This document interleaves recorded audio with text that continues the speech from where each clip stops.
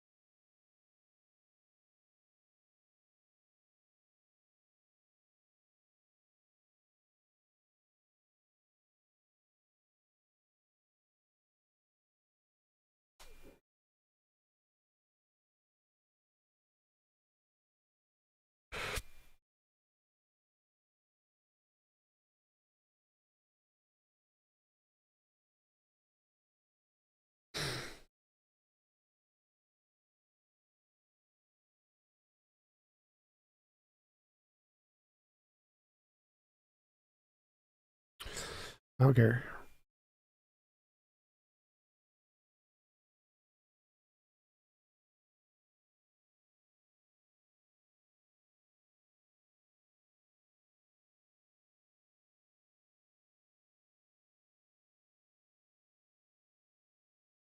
I'll move that down. Debates.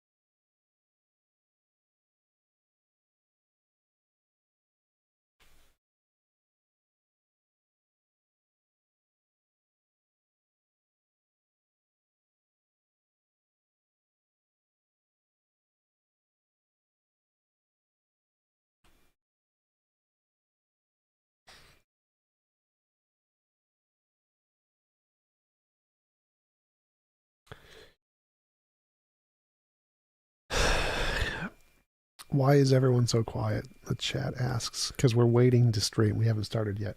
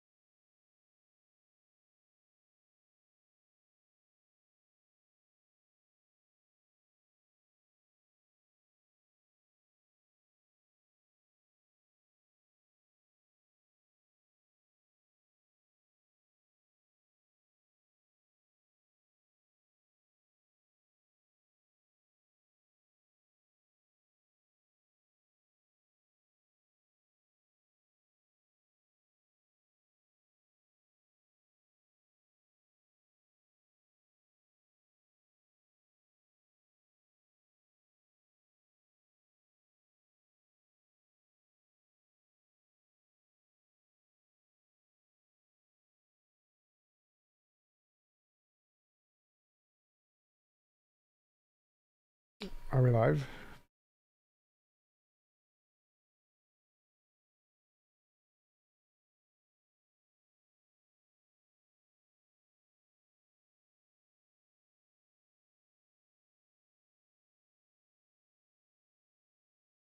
Whatever.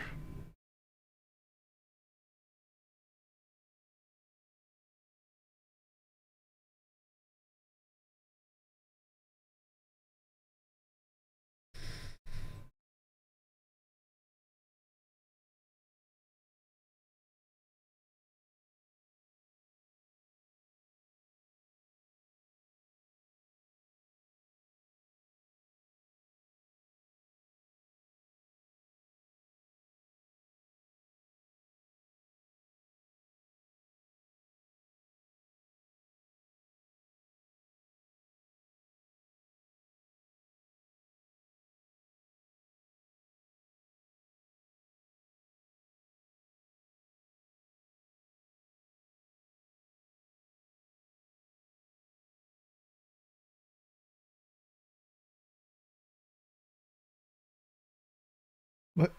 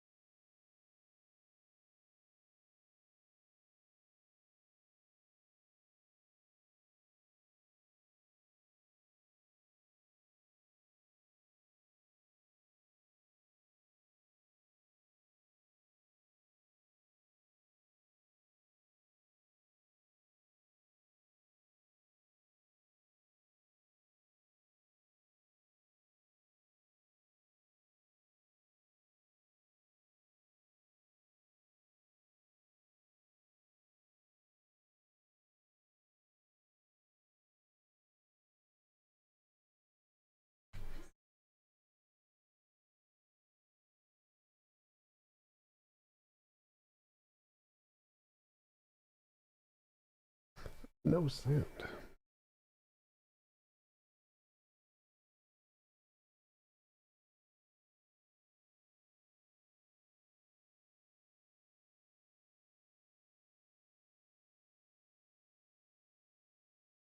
Testing.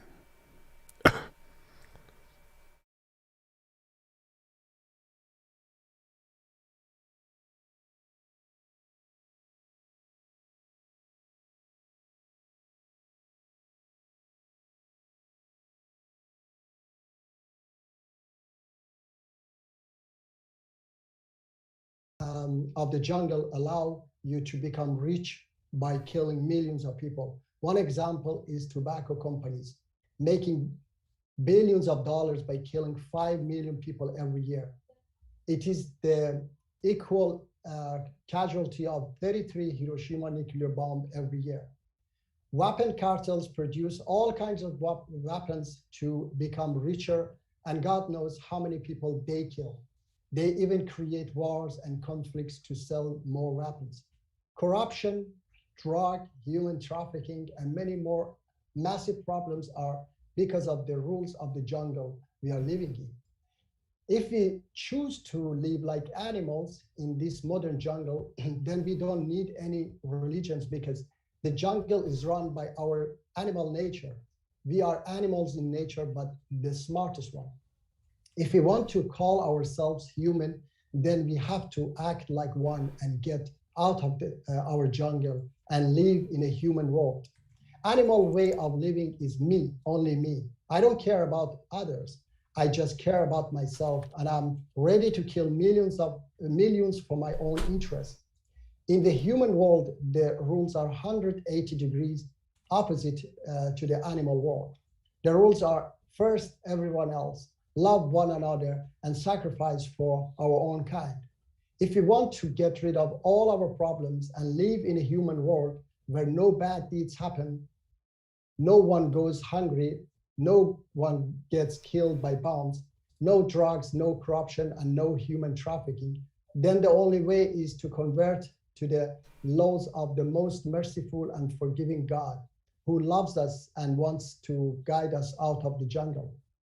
God helped us to have more human life by sending us different prophets in the past. No one can deny that it was the message of love one another by Jesus, peace be upon him, that stopped pagans of Rome and Greece. The barbaric practice they had, which were putting gladiators in those stadiums, killing each other, so that those barbarians cheer and have fun seeing gladiators slaughtering each other. No one can deny that it was teachings of Prophet Muhammad, peace be upon him, that stopped Arab pagans from burying their daughters alive, a practice that even today is followed by pagans in India. In the past 20 years, more than 10 million girls have been killed before or after birth in India. 2,500 years ago, Persian became the biggest empire in the world, but they didn't practice any of those barbaric acts Romans, Greeks, and Egyptians practiced, because Persians were believing in a messenger of God, and his three main teachings were good words, good thoughts, and good deeds. Only by these three teachings, we had Cyrus the Great, who just freed people from oppression. And he had the first human rights laws in the world, which is kept in the British Museum. I can go on and on in many hours and give you facts that how Abrahamic religion changed our jungle to more human world, but of course not yet the absolute human world. God and his religions solved many problems we had in the past. So we needed his guidance in the past. But do we still need him? We definitely have a lot of problems even today. If we can solve them ourselves, then I agree that we don't need him anymore. Did God want to solve just few problems or all? The answer is all. So God put the final guidance in Islam to show us the way out of the jungle so that we live in a utopia which is beyond anyone's imagination.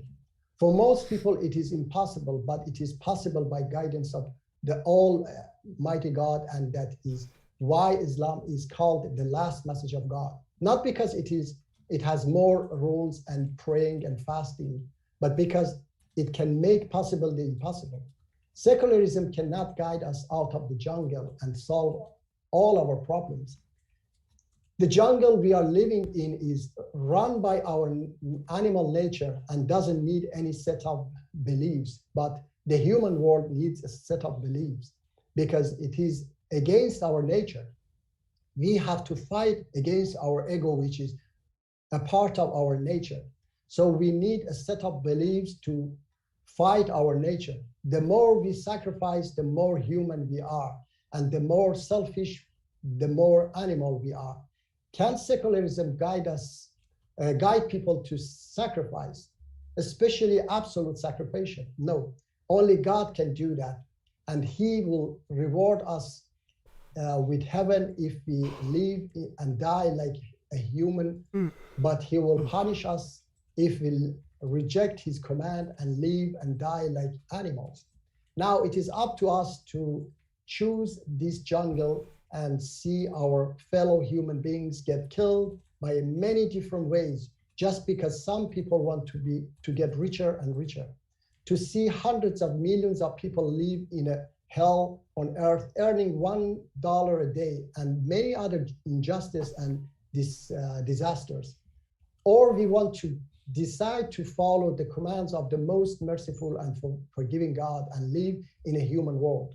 Which one You choose. I don't want to see all these injustice because I care about everyone else. How about you? All right, thank you very much. This was my Thank you so very much, the perfect Dawah, for your opening statement. And with that, we're going to hand it over to TJump for his up to 12-minute opening statement. All right, so the question is, which is better for society, Islam or atheism? And the ideology, which is the best, to find out which is the ideology the best, we can look at the stats from all around the world to see which ideologies actually solve the most problems. If you are curious which states are the most and least religious, simply check the Pew Forum's Religious Landscape Survey. It is all there. And you can go ahead and check out the various states and how they are faring in terms of social well-being. The correlation is clear and strong. The more secular tend to fare better, and the more religious on a vast host of measures, including homicide and violent crime rates, poverty rates, obesity, diabetes rates, child abuse rates, education attainment levels, income levels, unemployment rates, rates of sexually transmitted disease, teen pregnancy, etc., you name it. On nearly every sociological measure of well-being, you're most likely to find that the more secular states with the lowest levels of faith in God and the lowest levels of church attendance are faring best, and the most religious states with the highest levels of faith in God and rates of church attendance are faring the worst. The same pattern includes the worst examples of secular nations, even if you include China, Russia, North Korea, whatever. These are far more developed and better off than the majority of Muslim countries, and so even if you take the worst examples of both worlds, secular nations do better. The majority of Muslim countries are doing worse off than the majority of secular nations. If we look at the best nations in the world who have the best levels of human rights, they're all majority secular nations. One of the biggest problems Islamic nations face is the focus on religious beliefs has on educations.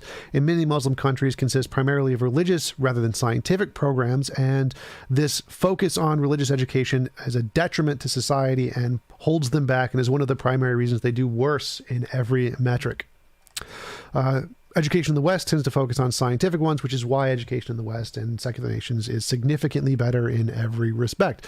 Islamic nations, women are second-class citizens, and it's not just that women can't contribute directly to the workforce, but that women aren't educated at the same standard, and thus aren't able to raise children to be scientists and engineers as effectively. Another one of the contributing reasons why Islamic societies do objectively worse in every measure.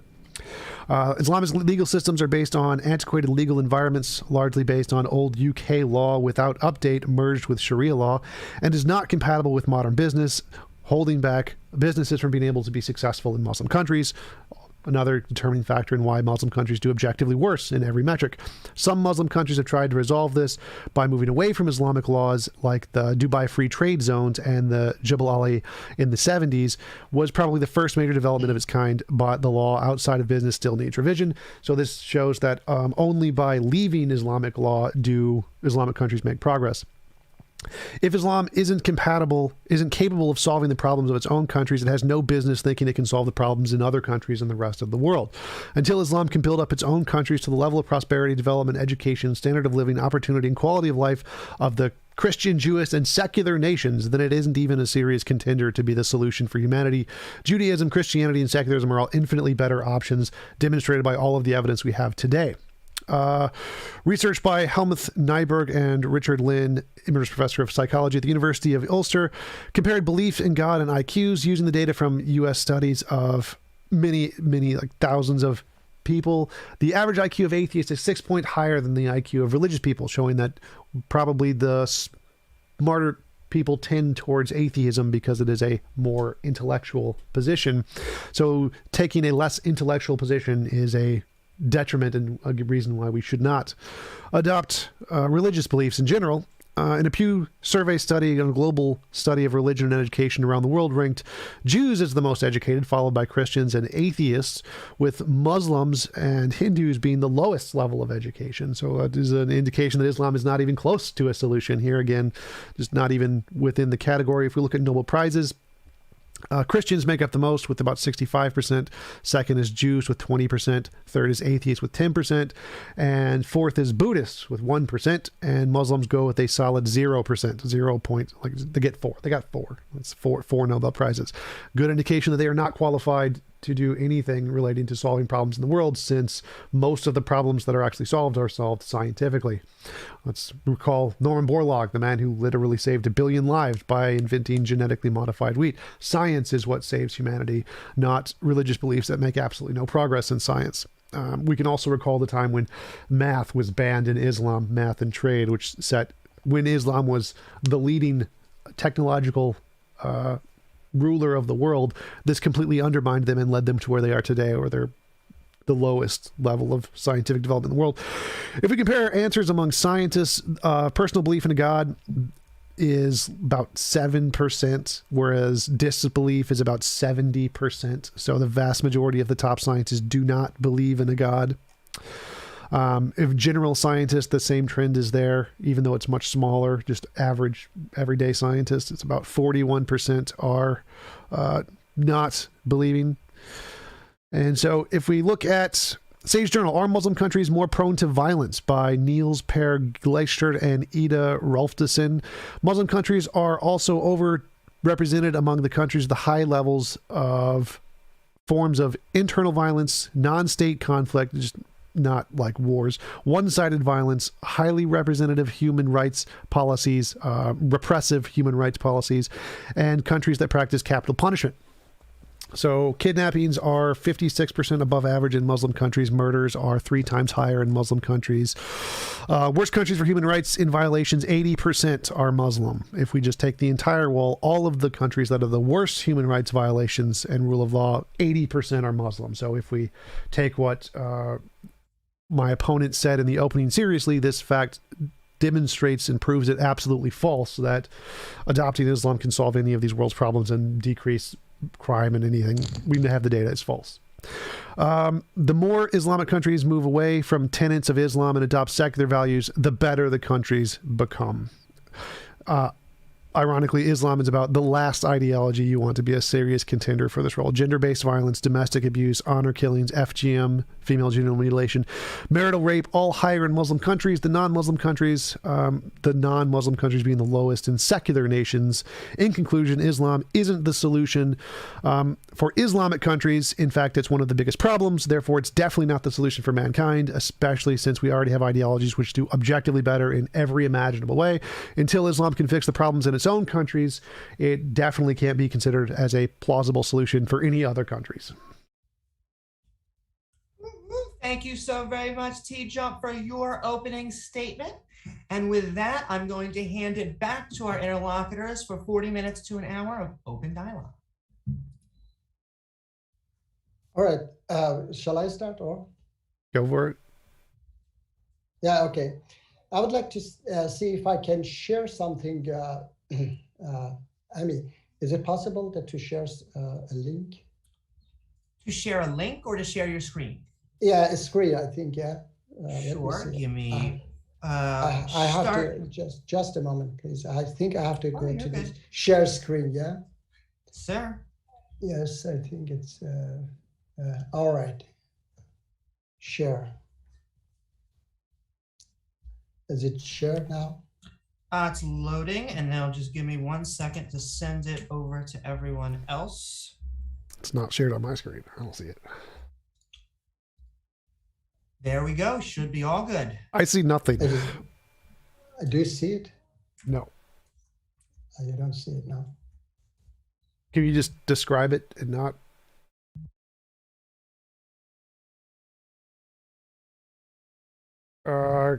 The screen share is causing me to lag. It looks frozen. Yeah. I now also see it frozen on my screen. Yeah. Can you cancel the screen share? Okay, like this is. I will just describe it. Just describe it. Let me see here. I can read it for you. It's it is recent news. More than 50 Republicans in the House of Representatives support Bank's resolution against nuclear deal with Iran, aimed Russian-Ukraine war. An update GCPOA would increase the risk of a nuclear Iran, enrich terrorists, and destabilize the entire region. All these aside, the the process in Vienna would be a violator of the deal for any normal administration. Okay, and then just a few days ago, Iranian terrorists threatened to kill American citizens in the United States, and the Iranian government has openly claimed responsibility for the rocket attack near the U.S. consulate in Iraq. Banks added, let's be clear, Joe Biden is not just negotiating with terrorists, he is sending billions. Is there a point? Like, I'm not following the point. Sending billions to terrorists to lift sanctions. Your country has destroyed the entire Middle East, okay, by supporting the godfather of international terrorism, which is Iranian regime, in 40 years. Obama sent them over $100 billion, and it was only Donald Trump who came out. What is the point? That stupid. The point is that you destroy our countries and you blame it on Islam, okay?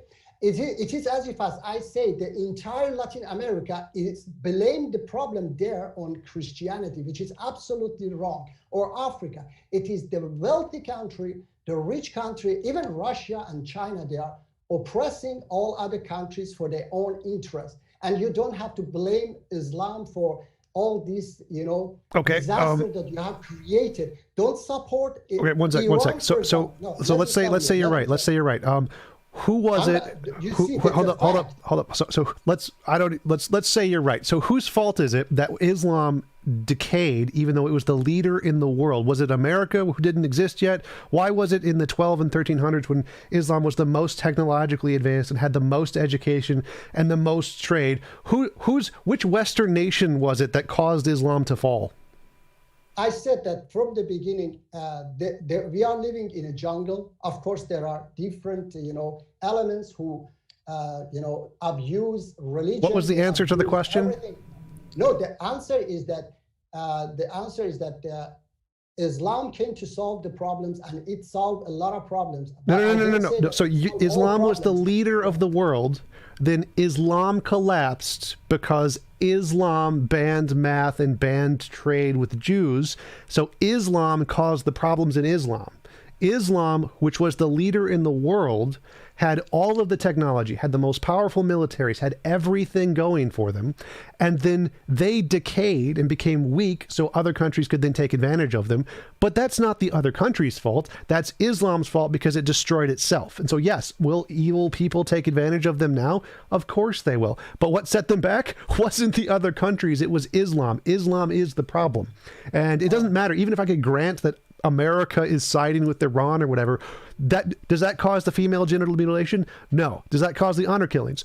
No. Does that cause the killing of the gay people? No. Those are all tenets in Islam. Islam is the thing that caused those. So of all the stats I listed, of the ones of violent crime, it was of non-state conflict. It was of people killing other people, of murder, of rape, of crime, of people in those countries doing things evil because of Islam. So nothing that you said there, even if America is evil, which I mean, I kind of agree, America is evil, none of that is the cause of the problem here. The cause of the problem of all the things I listed was Islam. It wasn't that America did it. America didn't add female genital mutilation into Islam. That was what Islam added into itself. Okay. Now, can I answer you? Go ahead. Okay, can I answer? As a born in a Muslim family and a Muslim country, I have never heard this female circumcision, or what do you call it? Okay, I have never heard it in my entire life. Recently, I have heard it because it is an African. Yes, I think it was Reza Aslan who was talking to CNN as well. He had more research about that. That Ethiopia, a mostly Christian country, has the most problem with these women mutilation. Okay. No, it's Muslim countries. Muslim countries. That's the biggest problem. My sisters, my mother, my entire relatives never had heard such a thing. Okay. I don't care what your family has heard. Anecdotes aren't evidence. No, this is not Islamic. This is an African problem. Has entered some Muslim countries and people adopt it, but it doesn't have anything to do with Islam. Okay, and except it's the most in Islamic countries. Why is it? One sec. If you say it has nothing to do with Muslim countries, why is it that this is the most in Muslim countries? It doesn't have anything to do with Islam. Okay, why? If it has nothing to do with Islam, why is it the most in Muslim countries? No, I told you right now that Ethiopia has the most, I literally just read the stats from the Pew Surveys data. I have the stats. Of all countries who have the most violations of human rights, 80% are Muslim. Yeah, okay, human rights you are talking about, or you are talking about women mutilation.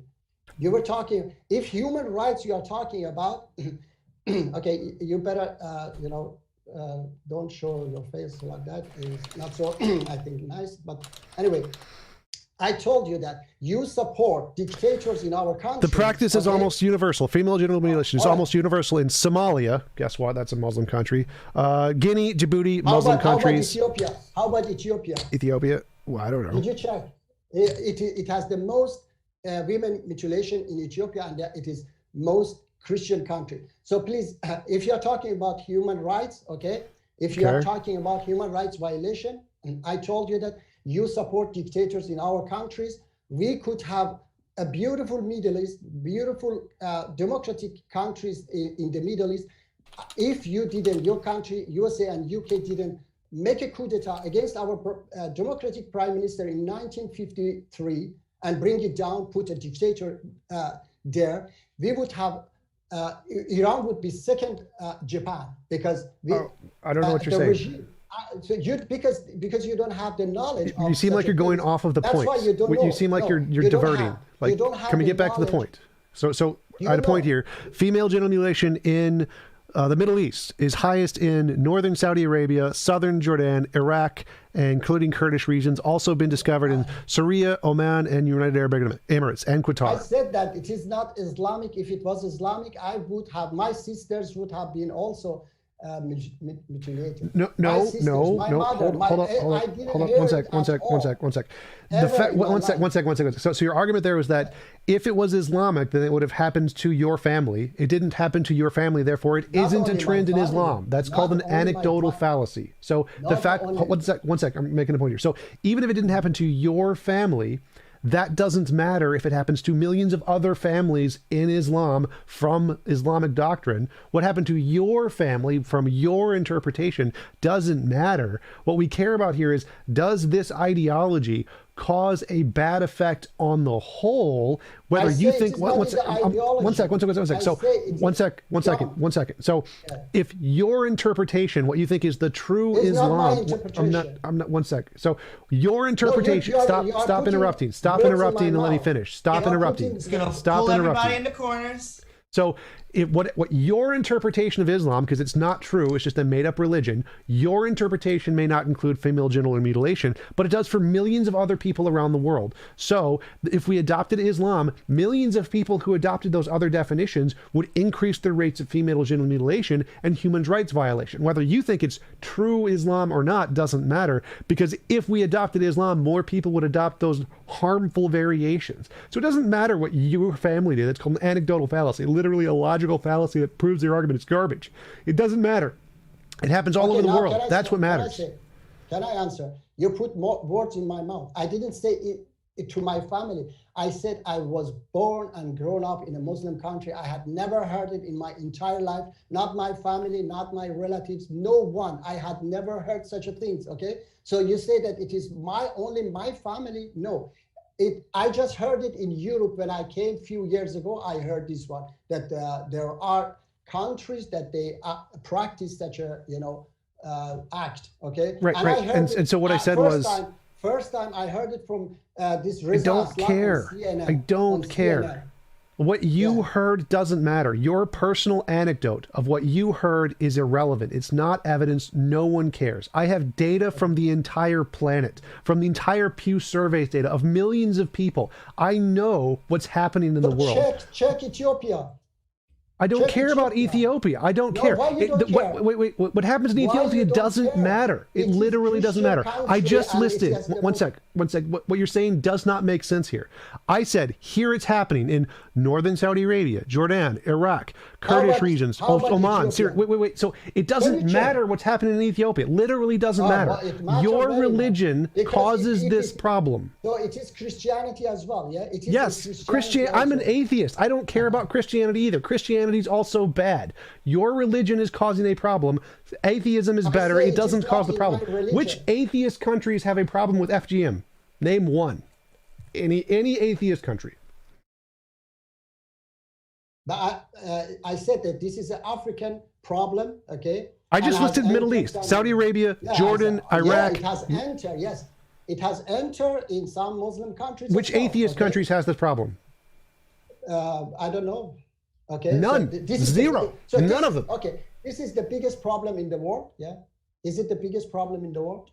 I don't think so, but it's one of them. I was talking about tobacco companies kill 5 million people every year, 33 nuclear bomb. Okay. And atheism cannot solve such a problems. Okay. Drug problem, war problem. Atheism is solving that problem. So one sec. So the companies taking advantage of people, atheism is solving those problems. The secular nations are making laws against tobacco usage. They're making laws against companies taking advantage of South American companies. All that's coming from secular nations, secular Western nations who are making laws based on humanist principles to try and not take advantage of people. So the only ones making progress in that field is atheist nations.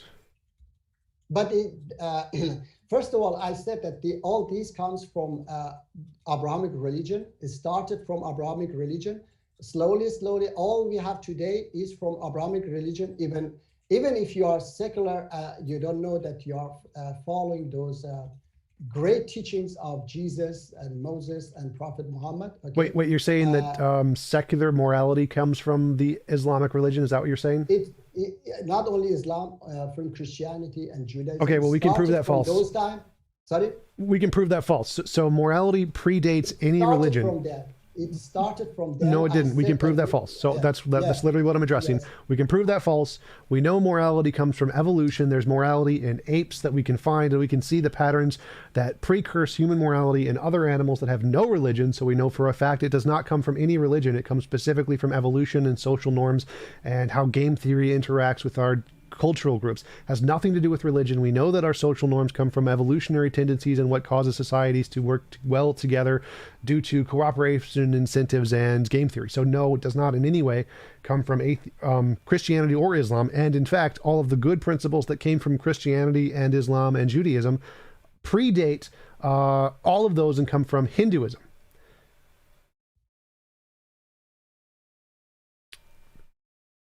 Kill each other in those stadiums, Romans and Greeks. It was Hinduism that solved those problems, or Jesus' message solved those problems. Well, no one solved those problems, but the principles. It just solved itself. Yeah, just itself. Okay. No, secular nations are solving those problems. How about girls were buried alive in Arabia? Yeah. Who solved that problem?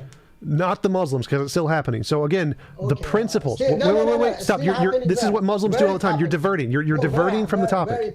You're diverting from the topic. You're not addressing the topic.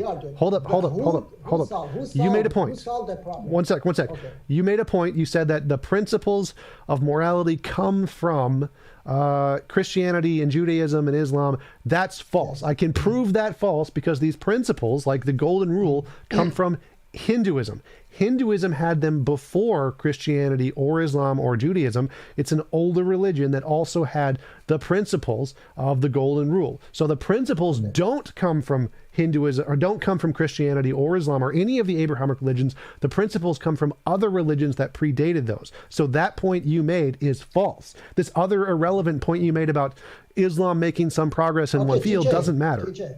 All right. So you mean that the Romans and the Greeks, they stopped those barbaric acts because of Hinduism, not because of No, Christianity. none of that matters. None of that matters. So again, follow the conversation. You made an argument. The principles that are moral came. Hold up. So you're making a different, irrelevant point. So let's go back to the point we were talking about before. Okay, you but said, you cannot answer. No. You're deferring. Muslims do this all the time. They divert from the topic to try and avoid when they're about to get crushed. So you made a point. You made the point that the moral principles come from the Abrahamic religions. I proved that point false. No, they come from Hinduism. Hinduism. I asked you a question then. No. Your question doesn't matter. Did Hinduism exist before the Abrahamic religions? Okay. Yes. Did Hinduism come up with the golden rule and the moral principles that Christianity stole it from? Yes. Therefore, these moral principles came from Hinduism. Whether or not Hinduism solved some other problem in some other location literally doesn't make a difference. Your argument was proven false. They did not come from Abrahamic religions. So you mean that the problems there were solved by Hinduism? I didn't say anything about problems. Follow the conversation. I said, did the principles originate from the Abrahamic religions? No. Problem solved. So you mean that the Abrahamic religion followed Hinduism? Yes, yeah? They took from Hinduism, yes. Okay, where in Hinduism, can you please show me in Hinduism where it says that don't bury your daughters alive? Don't kill your daughters. How does that follow from anything I said? Like, what is that? I said that the moral principles that Christianity caught. Why they are wait. So again, you're doing the Muslim thing where you're going off on some irrelevant tangent that has nothing to do with anything I said. So I said the principles, like the golden rule, the foundational principles of the entire religion come from Hinduism. The golden rule is in Hinduism. It predates Christianity. So the foundation of morality, of the moral principles, is in Hinduism. Now, how those were adopted into specific little weird things about burial, that doesn't matter. The original tenets of the foundation of morality does not come from any of the Abrahamic things. Not burying your dead is not a foundational moral tenet. That's just a silly little thing that changed in different cultures. It's not a thing in morality. So why they haven't still yet solved the problems of burying daughters alive in India? That literally has nothing to do with the point. It doesn't have any. Okay, I could come with a lot of facts that they haven't been able to solve any problems in their own, community. That literally has nothing to do with the point. But let's talk about the world problem that we are facing today, okay? And you mentioned, of course, a lot of problems in Muslim countries, and I addressed that it is because of, it's not only in Muslim countries, it's in Christian countries, in African countries, and it is because of some superpowers. They want to benefit from those countries, so they keep them, coup d'etat.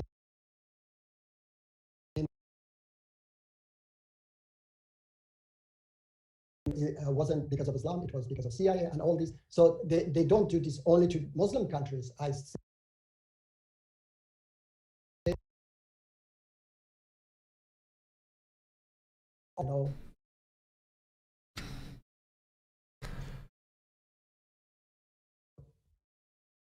Yes, and if they didn't involve in our countries, we would have beautiful, perfect countries, okay? No, that's literally false. We can prove that false just by looking past in history. Okay, I gave you the fact that if 1953 you didn't bring down our democratic country, government in Iran and put a dictator Shah in power, then we would have second Japan in Iran. Because it hasn't happened, because it has gone wrong, then I cannot, of course, prove you. So democracy brings development. Democracy brings, allows people to develop. But dictatorship, tens of thousands of highly educated people have been executed by this regime that I showed you right now. The Muslim regime. Joe Biden is trying to save them by... The Muslim regime is executing people. It's not a Muslim regime. It's a mafia regime. It's a mafia regime. Which religion? Which religion are they? And your country, they put it. Which religion? They believe in money. They don't believe in anything but money. No, that's false. Which religion is their state? Which religion is the country? Which is the official religion of their government? What is the official religion that they stated on their government? What religion? They are lying. So I don't care if you think they're lying. What religion does it say that they are based on? They say whatever they want to say. What do they say? What do they want to say? They say they are Muslim, of course. Yes, they say they're Muslim. But yes, but they are not. So that's called a no true Scotsman. Do you know what a no true Scotsman is? If you believe in bunch of mafia, then that's your problem. Do you know what a no true Scotsman is? Sorry? No true Scotsman. Do you know what a no true Scotsman fallacy is?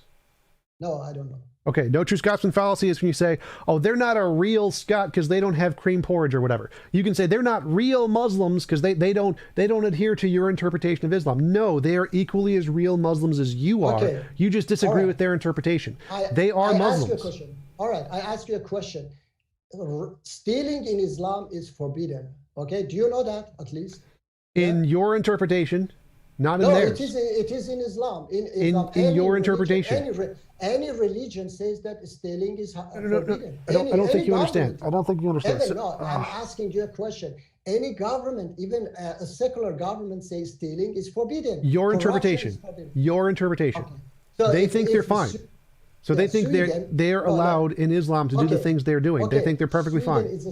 Sweden is a secular government, and they say stealing is forbidden. Is my interpretation, or is that my interpretation? It is. They say stealing is forbidden. Okay, robbing is forbidden. So it is in their constitution. All right. That's nice. Islam says stealing, robbing people, okay, is forbidden. It's haram. All right. But this government in Iran, everybody know, I can show you a lot of facts. They steal billions of dollars. The leader, he didn't have even a flat. Now he's $200 billion rich. U.S. embassy in Baghdad, they're still Muslim. $95 billion rich. U.S. embassy in Baghdad. Okay. Okay, they're still Muslim, so it doesn't address the point. $95 billion rich. Okay.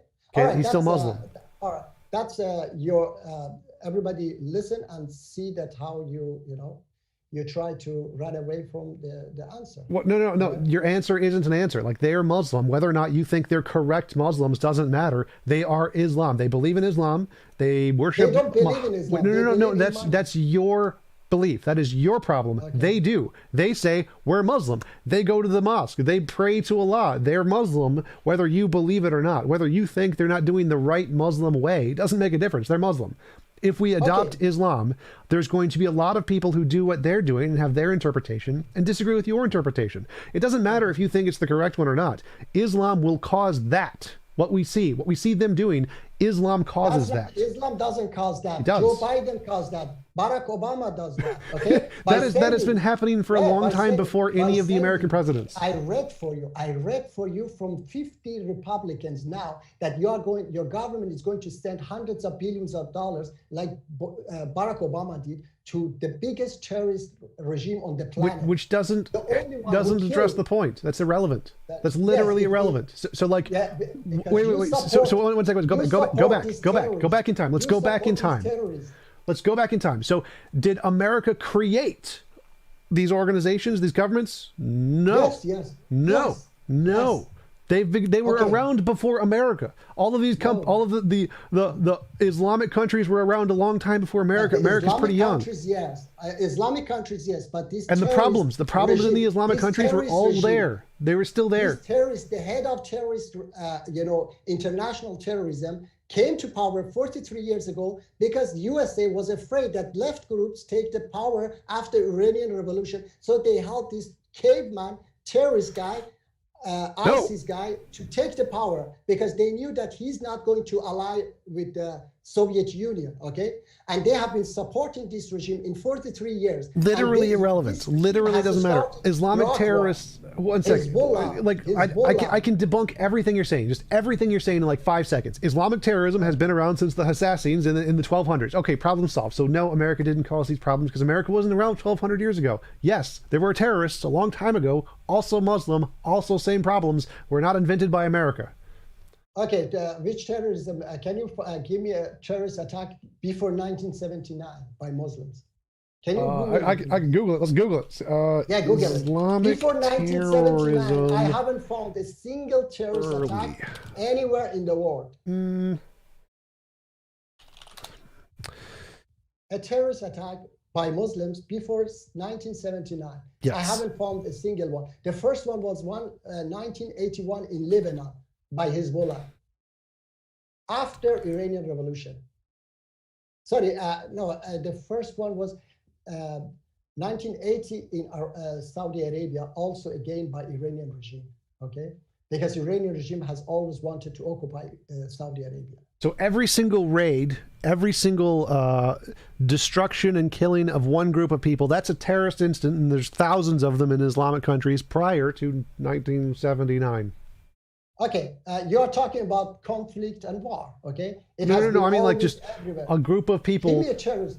Give me a terrorist attack, I said. So a terrorist attack is defined as an attack of one group trying to change a political system. So if one tribe in the Middle East decides to kill and slaughter and rape another tribe because they want political change, that's a terrorist attack. No. That's, of course, it's if you want to call that one, even USA is attacking different countries, that's also a terrorist attack. America is terrorist too, but your country was terrorist way before America existed. Okay. So the conflicts, everybody knows that conflicts has existed. I'm not talking about conflict. I'm talking about genocide.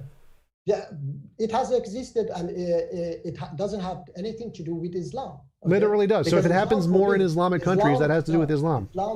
Islam forbid it. Okay, Islam doesn't allow that's your subjective interpretation. What you think it forbids doesn't matter. The question is if we adopt Islam, will more people do genocide? And the answer is yes. If the more Islamic countries do genocide than other countries, and always have throughout most of history. So Islamic as a doctrine does not prevent genocide. It causes more of it than other doctrines. Like Jainism, there is no Jainism genocide. If we just gave Jainism to everyone in the world, there would be zero genocide. But Islam, there's lots of genocide. Jungle. I told you, it is the rules of the jungle that created everywhere on this planet, that you can become rich by killing people, by abusing religion, by abusing like Muhammad nationalism, by abusing even color. Okay, like Muhammad. What Muhammad? Getting rich off of conquering and killing people and taking land. Yes, I agree. Let me see. Wait, did he? I'm talking about conflict like Second World War that Adolf Hitler abused nationalism. Okay, like Muhammad. And, yes. Which nationalism? Okay, all right. Where did Muhammad use nationalism? He just wanted to. The Quran, where it literally says if people are of other nations or they leave Islam, we have to kill them. Like that's a good example. Can you give me the verse? Can you give me the verse? I could if I had time. Like, you want me to Google it? Muhammad nationalism. Google it. Yeah. Give me the verse that say people of other nations want to leave Islam.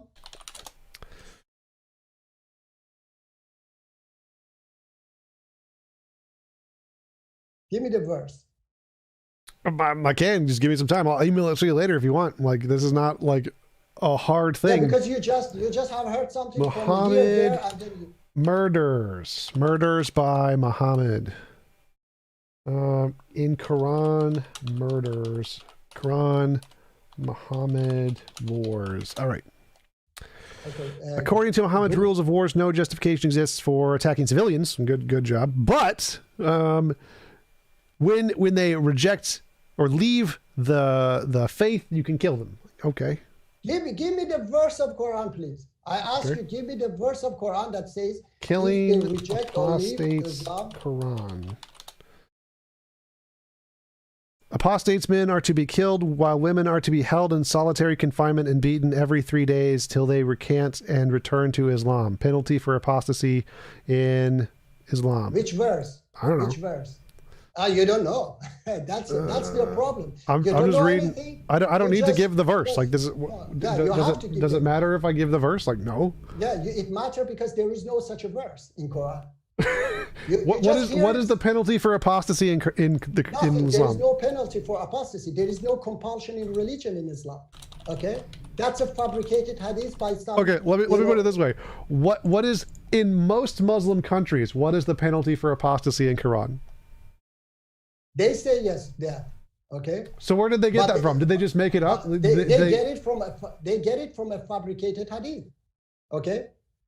They don't get it okay, from so Quran, because Quran says, one sec. says no That's a great point. That's a great point. Let's religion. talk about that. So most Muslims in most Muslim countries think that we should Not kill. most Muslim. Don't come with most Muslim. There's okay? a Pew Surveys data. There are a bunch of dictators in these countries. They abuse religion. I don't care about to the oppress dictators. people, I don't care oppress about the people. dictators. Wait. So you don't care. But I care. there are Pew Surveys data. Pew Surveys data where they've asked Muslims in America, in the UK, in all of the Muslim countries, do they agree with these tenets? One of the things is they asked, should apostate, or should, I think it was, be stoned to death or killed or whatever. The vast majority, like 66 something percent of Muslims and even the European countries, agreed that they should take and kill apostates for leaving the faith, or they should implement Sharia law in these kinds of cases. Like, yes, this is, most Muslims interpret the Quran in this way. So even if you think they're wrong, even if you think they've all made this up, they've got it wrong, this is the incorrect interpretation, most Muslims think this. That means if we adopt Islam worldwide, the vast majority of the world would think this. They would have the wrong interpretation of Islam, which means Islam is a bad ideology to implement in the world. Do you know how many secular nations think we should stone apostates? Zero. How many people in secular nations say it's okay to stone anyone for any reason? Zero. There's none. Doesn't happen. So secular nations here are better because they don't have this problem that a large portion of the people who adopt the ideology think it's okay to stone apostates to death. Okay, now you couldn't find a single verse. Okay, I give you Quran chapter 4 verse 137. Indeed, those who have believed, then disbelieved, then believed, then disbelieved, and then increase in disbelief. Of course, it's not disbelief. It's in Quran says kufr. Okay, never will Allah forgive them, nor will He guide them to a way. Okay, there is no anything about kill them, asking us to kill them. Chapter 4 verse 137. Indeed, those who have believed, then disbelieved, then believed. Sorry, this was the same I read. Okay, chapter 47 verse 38. Here you are, those invite to spend in the cause of Allah, but among you are those who withhold out of greed, and whoever withholds only withholds benefit from himself, and Allah is the free of need while you are the needy, and if you turn away, He will replace you with another people, then they will not be the like of you. So Allah, there are so many verses of Quran, and another one, there is no compulsion. I don't care. Religion, okay? Literally doesn't matter. You don't care. Okay, I know that you don't care. You don't care about anything. No, So I do. There's something I do care about. discussing. There's something I care about a lot. It's what is the actual data. If people adopt this religion, what happens to the people in that region? How many of them commit more crimes? I don't care what your interpretation of All the right, book is. okay, Wait. let's I'm making a talk point. about it. I'm making a point here. So I don't care what your interpretation of the book is or what you think the correct way to do Islam is. I care what happens to the majority of people when they adopt Islam, and they adopt female genital mutilation. They adopt Sharia law. They adopt less education of science, more education of religion. They have more crime rates, more rape rates, more marital rape rates. Like, when people adopt Islam, they do bad things. It's bad. Like, I don't care if you think it's the right Islam. It doesn't make a difference. If you think maybe they're just studying it incorrectly, it makes no difference, because if they adopt Islam, they do more bad things. You know what doesn't have that effect? Secularism. People adopt secularism, they do less bad things. I don't care if it's the correct version or the correct interpretation. It makes no difference. We can just look at the data. How many people do these crimes in secular nations versus Muslim nations? Muslim nations are worse. Problem solved. We know which is better. I told you from beginning that this is all about the jungle rules. And when you go to Latin America, you see that crime is much higher than most Muslim countries on this planet. Okay, you cannot even go on the street. I didn't make research, but for example, South Africa, I know it's a Christian country. I don't understand your point. So dangerous. No, my point is that it doesn't have anything to do with Christianity or Islam. It has to do with the economy. It has to do with the jungle rule that some people have 1% of the world population have $110 trillion, while hundreds of millions of people live on $1 a day. Okay, and they Well, do all that to I survive, partially agree okay? with you. So I partially Okay. agree that poverty is a large Injustice. one sec. So I partially agree that poverty is one of the biggest factors in causing crime rates and all the things. But do you know what gets people out of poverty? Science does this. And you know which ones have the highest science educations? The secular ones. The more secular, the more you go into non-religious, the more science education you have. The reason Islam is behind everyone else is because they don't educate women, and women don't educate their kids to become scientists. They educate them on religious garbage, which wastes their time. So the fact that religion is such a high focus in Muslim countries is the problem keeping them poor. If you got more into science like every other country did that were secular, you wouldn't be poor anymore, at least as poor. So yeah, poverty is a problem, and a lot of the cause of poverty is Islam. Like literally, as I mentioned earlier, the reason Islam is not the world leader in technology right now is because they banned math and trade in the 1200s when they were the world leaders. So yeah, poverty is a problem, and the reason they're in poverty is because of Islam. Okay, can I now tell you that before Islam entered my home country, Iran, we didn't have scientists, we didn't have poets. After Islam entered in my home country, because at that time education belonged only to rich classes, and poor classes didn't have the right to study. After Islam entered Iran and Persia, everybody started to educate themselves, and we have a lot of poets, we have a lot of scientists like Ibn Sina, Zakaria Razi, and so on. And I have to tell you that now, for example, I'm following a Muslim organization that women are highly educated, women are leaders. Okay, so don't say Islam does this, Islam. There is a backward, version of Islam. I understand it, I accept it, but interpretation of Islam that some scholars, businessmen follow that, but there are Muslims who interpret Islam and Quran in the right way, and we believe in equality between men and women, and we believe that everybody have the equal rights, okay, both men and women. And if it hasn't happened yet, unfortunately, it's because of the Western countries, and they didn't want that the Middle East become developed, and they try to destroy this great, beautiful Muslim organization, because this organization is going to bring the godfather of international terrorism, which is Iranian regime, okay? And they didn't want that they bring down this regime. They bombed them in Iraq in 2003. They forced them to move now to Albania, but they are fighting and they are trying to bring down this regime. One day they will do that, and the Middle East will become peaceful and developed and become democratic. Yes, don't laugh. Yes, I know that you tried to When was it them. peaceful before Western integration? Like before any of the Western countries got there, was it ever peaceful? How about Europe? Was it peaceful before? No, it has always everywhere. Right, so Islam doesn't actually make it peaceful. It make it peaceful if people understand it, yes, because there is no when does that ever occur? So let me put it to you this way.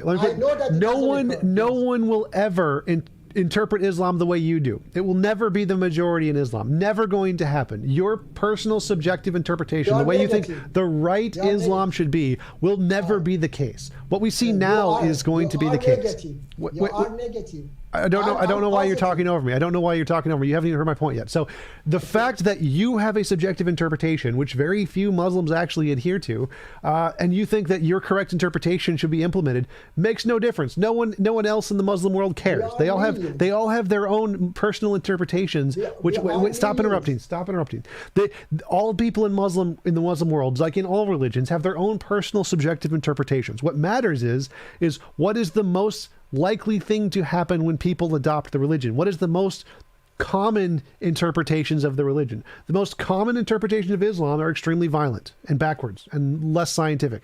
So it's a bad ideology. It doesn't matter if you think, well, if we all adopted the perfect version of Islam that literally no one accepts, then all of the world will be better. That's a nice hypothesis that's never been tested. When we actually adopt Islam in large portions of the planet, we see lots of crime, lots of death, lots of rape, lots of human rights violations. We don't ever see this perfect little Islamic society you think's going to happen in your own personal subjective interpretation. Doesn't occur. What we do see is the best societies are the ones that adopt secularism, humanism. We can literally see it happening. We can see as people become more secular, they become better people, less crime, less poverty, more compassion, more acceptance of the LGBT community. Definitely not something that's going to happen in Islam. Less violent, less murder, less theft, less rape, every possible metric. We see it getting better in secular nations. The fact that you have a personal subjective interpretation of Islam you think will make the world better doesn't matter because no one else in Islam agrees. Okay, now can I talk? Go ahead. First of all, just because it hasn't happened, it doesn't mean that it will never happen. We are, in the past, we were not educated. People were not educated. There was no such a media and education, okay? Now we are educating ourselves, media and so on. So we are coming to that point. And I said that we are millions, okay? We are trying to do that. And unfortunately, we are stopped somehow. They try to stop us, those powers who don't want to see peace and stability in the Middle East because they can sell hundreds of billions of dollars weapons to the Middle East. They need conflicts and they need cheap oil and so on. So they don't want this to see this beautiful, democratic region. But another thing is that I said that all these problems is because of the jungle and the rules. And that allows you to become, richer by killing millions of people. Secularism, how secularism can solve the problem that is caused by tobacco? Can you please explain for me? 5 million people die every year on this planet because of tobacco companies want to become richer. Can you give me the good system or way that can get this problem fixed? Yes, we're literally doing it. Like Australia has implemented like pictures on the sides of cigarette cases that are showing lung cancer, and they're making them a dark green, and this has decreased sales and consumption of cigarettes by almost half in the past 10 years. So yeah, we're literally doing that. We're literally decreasing the rate of death by tobacco by magnitudes each year, thanks to secular nations using science and what makes people not want to buy the packages. So like we've done research into what is the most displeasing color, and it's like a dark green shade, and so they make all of the colors, all of the colors of the boxes all a dark green shade, which decreases sales of the tobacco things. So yes, we're making legislation in the secular governments in order to decrease sales, which decrease the cost of the deaths to tobacco. We're also increasing scientific discoveries in the curing of cancer, which decrease the deaths of tobacco. So yeah, we're solving these problems literally every day in the secular nation. Islam isn't solving them. Science is.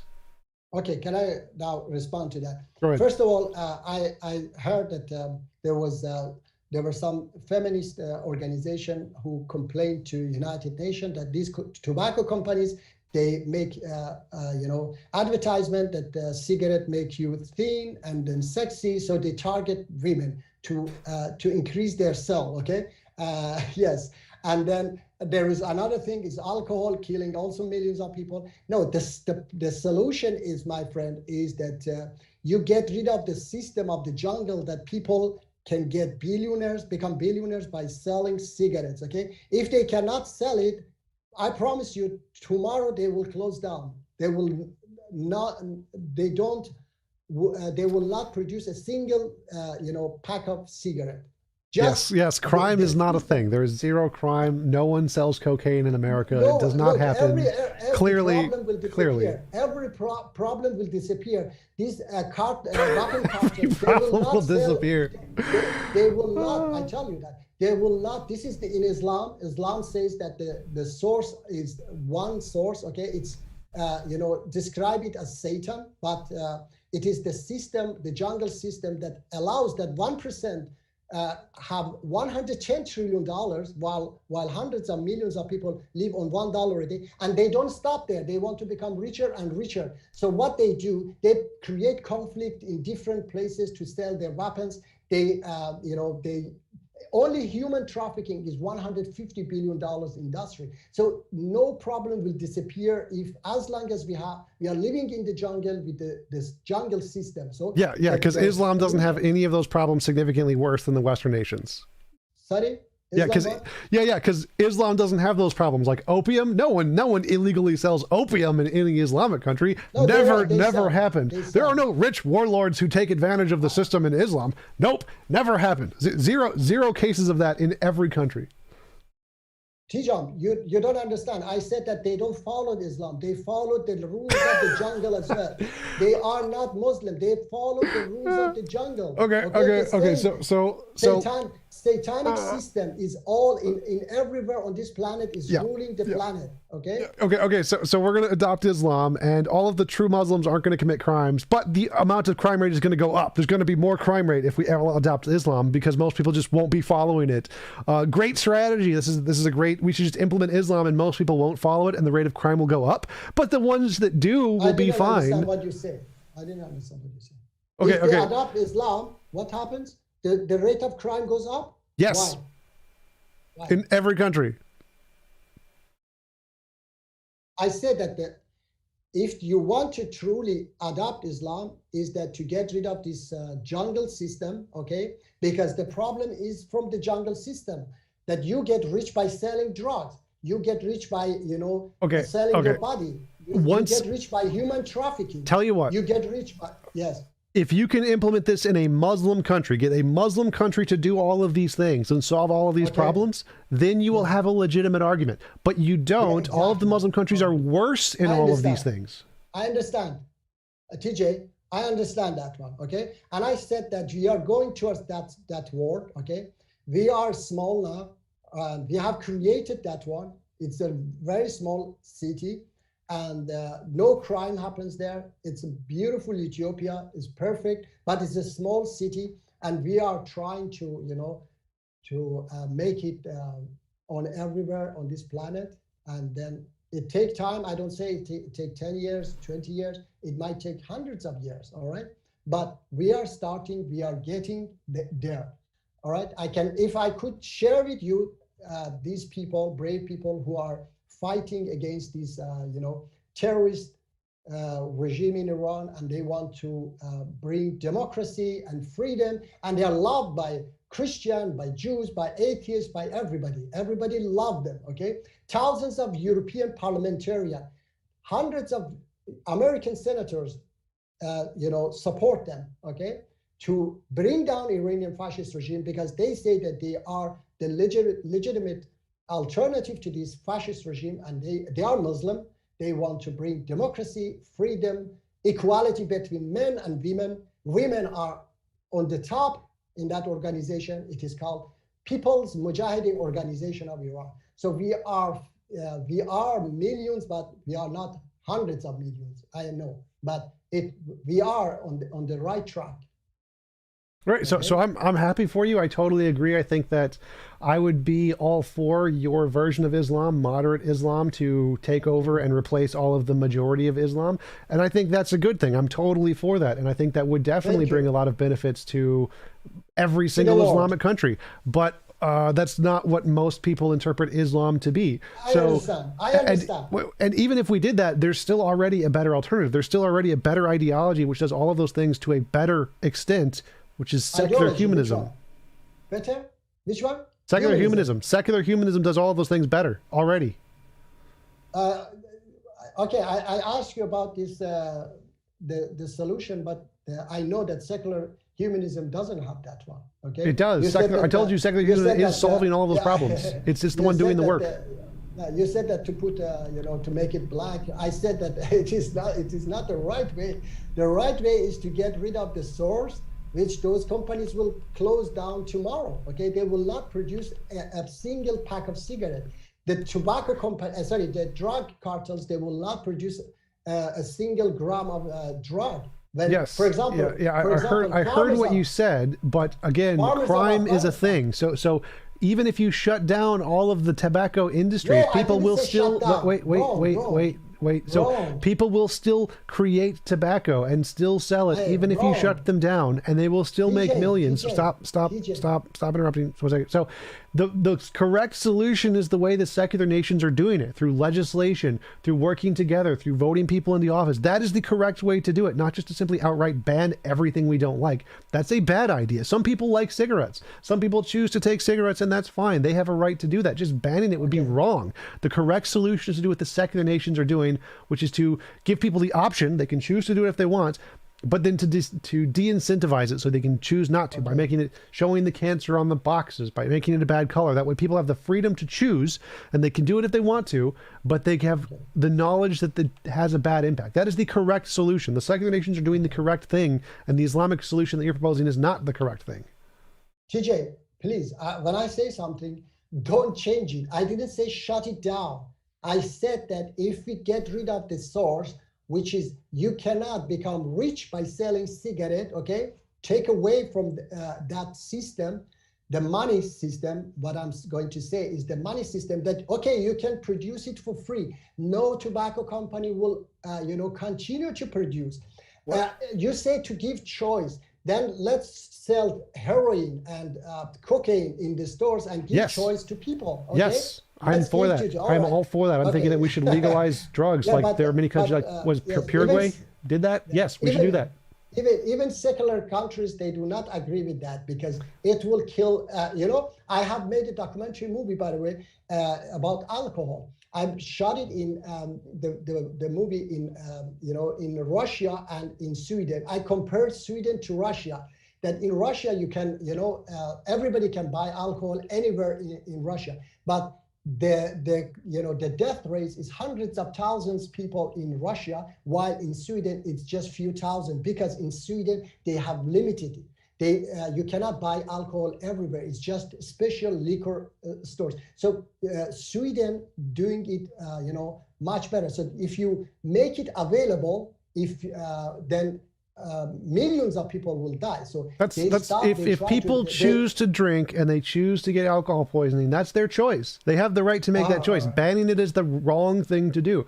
Like if people choose to smoke, even knowing that they could get lung cancer and knowing they could die, they still have the right to have the ability to choose for themselves that they can smoke. That is the morally better position. That's why the secular nations are better here. They are correct to say, if you want to take the risk that you can get lung cancer and you choose to take cigarettes, you have that right. You have the freedom to make that choice. The secular nations are morally correct to give people the choice that they want to take cigarettes. You are incorrect just banning them from doing it. I said that I'm not going to ban anything. I told you how many times I have to say, TJ, I say banning money? No, I said that get rid of that system which allows you to become billionaire by producing cigarettes or producing drugs or producing weapons. So you want to ban money? No, I want to ban the system that I said, I read it. Which system? Like capitalism? No, capitalism is the devil. Okay. Yes, capitalism has saved millions of lives, so it's not the devil. Like which system? Which system do you want to get rid of? Equality, a system that we share everything with each other. You want to get rid of equality? Sorry? Which system do you want to get rid of? Like I'm not following. What system? I want to get rid of the capitalism. You want to get rid of? No, I don't want to get rid of. I want to, I want that people. God wants that people live equal, share everything with each other, okay? That's why we stand towards Mecca every day and say, show me the right way. What happens in Mecca is equality. People are equal in that when we go to Hajj, we dress equal, everybody equal, no rich, no poor. We say to God, I accept it, and then we reject the opposite of it, which is inequality, which is the symbol of that is Satan, okay? I say Satan is the capitalism. So the source of all problems is the capitalist system, okay? That allows the companies, those tobacco companies, to become billionaire by selling cigarettes, okay? So if they cannot sell their cigarette, okay, we get rid of that system, then they will not produce it. I don't say ban it, okay? I said that let's share everything with each other, okay, equally. Love one another. I don't want to see hundreds of millions of people go on $1 a day and go hungry because some people want to have Ferrari, Lamborghini, Bugatti, and so on, in such a luxury life. I'm against this, jungle system. I believe that we are not human. We are animals.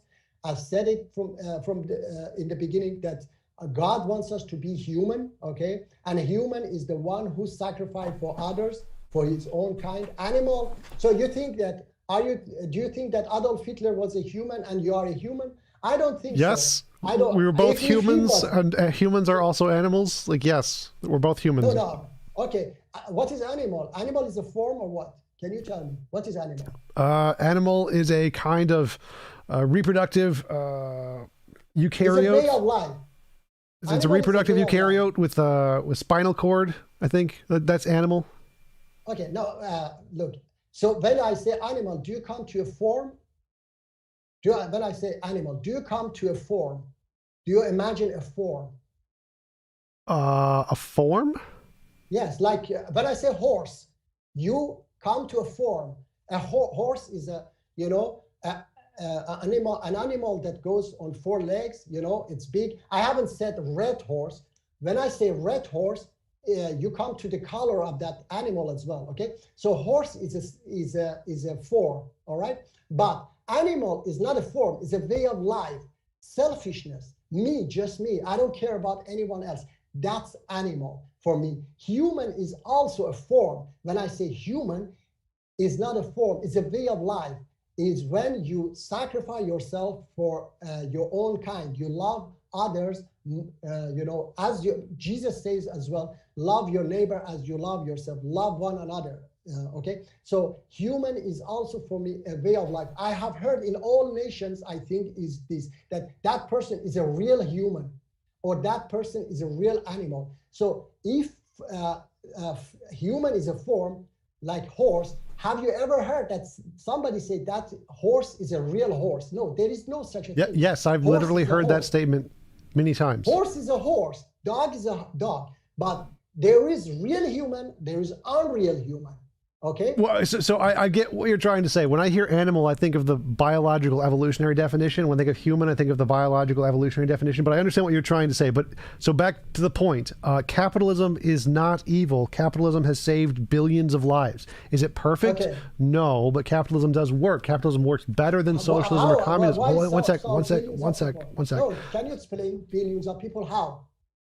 By producing economic sustainability. So capitalism generates desire for people to work, and that desire to people to work produces goods, and those goods can then fill people's houses. The reason most poor people have TVs and cars and radios and microwaves is because someone built the technology and sold it to make money, and they were inspired to build more companies because they could make more money, and so they expanded and built companies all over the world and grew technology and wanted to cut costs so they could make more technology. And so the incentives of capitalism and making money have inspired people to produce technology that has spanned the entire globe. Capitalism is a good thing. It's not perfect, but it is a good force to making technological progress in the world, and it has done more than communism or socialism or any of the other alternatives. And that's why money and capitalism are, even though they're not perfect, they are good forces to make progress in the world. And so abolishing capitalism is a different topic, it's a different debate topic, but not a good idea. Okay, so first of all, it's another topic, I know, okay, but from the beginning I said it. Another thing is that you say that if capitalism didn't exist, then we would still go by a horse and donkey. That's absolutely wrong, because I didn't say that. Capitalism has stopped humanity from developing. Second World War, First World War.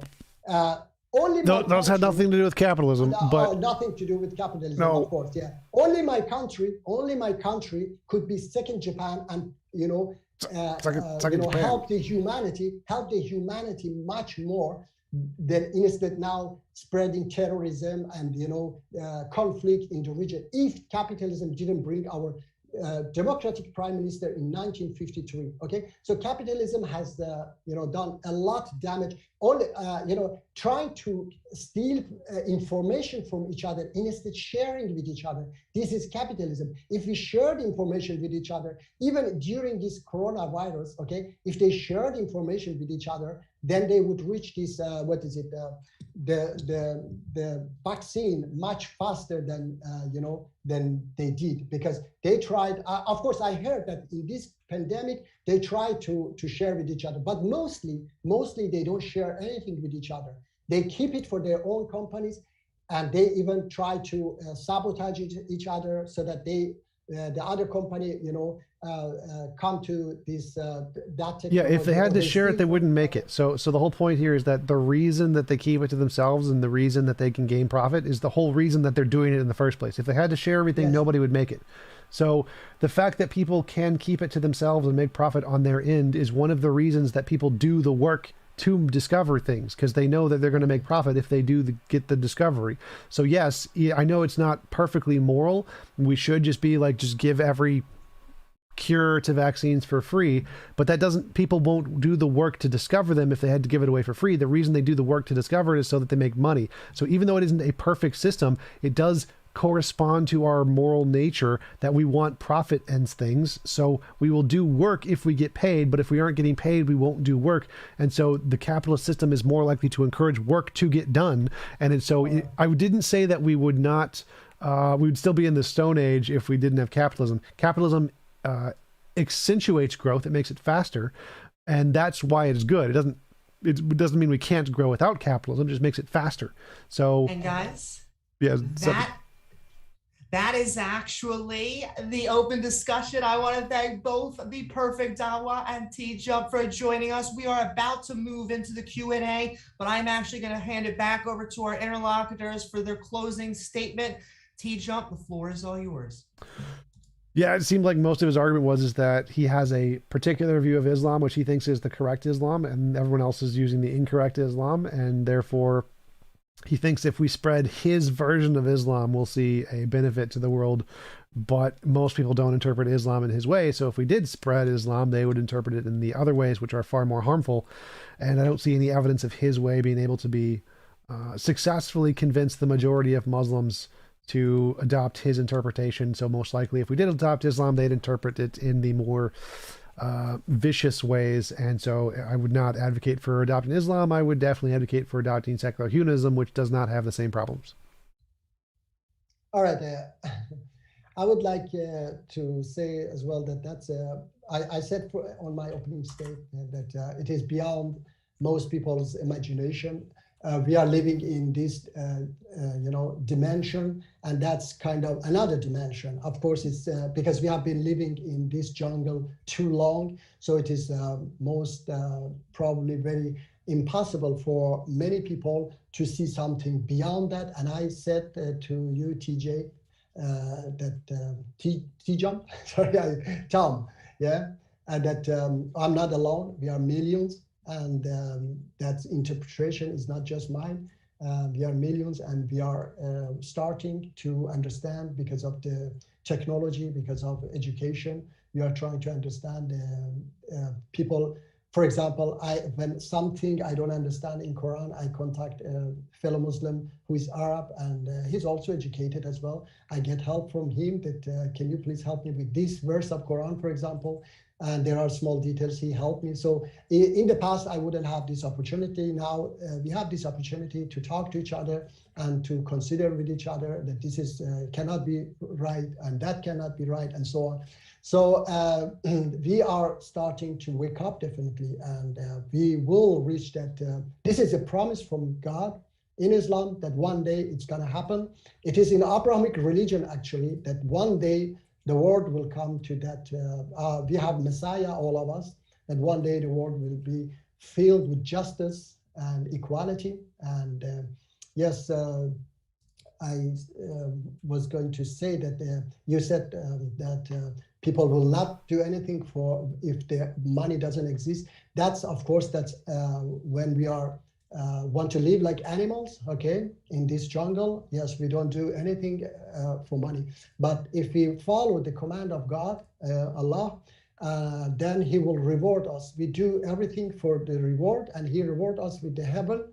And that's why we do even more, okay? We do much more beyond your imagination. And I have the proof, this organization that I'm following, they're Muslim, they work 24 hours. They have been fighting 43 years now, and they don't get a single dollar for their work. Sometimes they don't sleep in several days. They just have a rest when they are driving somewhere in the car or something, a little bit and so on. when they have to. And they have shown that religion has a great power that can, make people do possible the impossible. Okay. Yes.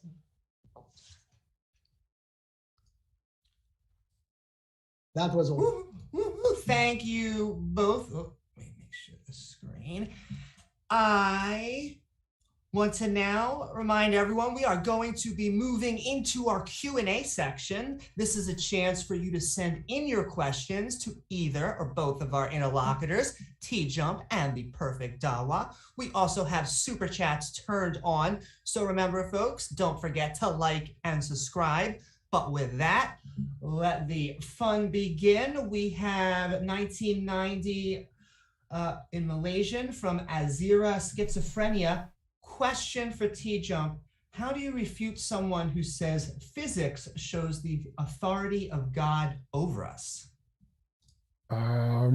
Is there any evidence for that? Like, it's like saying potatoes show the superiority of the potato monster over us. Like, you'd have to actually provide evidence or something. Like, just an assertion that physics exists, therefore God, isn't actually evidence of anything. Question, $5 super chat from Richard Head says Flipper died for your fins. Thank you, Richard. 40 from Purdue. Dawah, are you against Iran and why? Are you in, I think that's Mecca, so maybe Mecca, M-E-K? MEK. No, yes. I'm Iranian. I cannot be against Iran. I'm against the fascist terrorist ISIS regime of Iran. And MEK is a great organization that has been fighting two different dictators, the past dictator and the present dictator. And they have support among thousands of parliamentarians in Europe and senators in USA. Just a few months ago, Trump's vice president and foreign minister, both of them were supporting MEK, and hundreds of other senators and parliamentarians and seculars, Marxists, Christian, Jews who love this organization and do everything for this organization to bring down the fascist dictator regime of Iran. So they are great people, and I don't know anyone better than these people who have left everything for their people, sacrifice for their people and their freedom. Super chat coming in from Purdue again. Dawah, what is Quran 9:29? I have to _29. I have to, because I don't memorize it, so I have to read it. Maybe I can, if you have to, maybe you can go another question and I will find this verse. Okay. Sure. For maybe TJ. Trying to find one for TJump.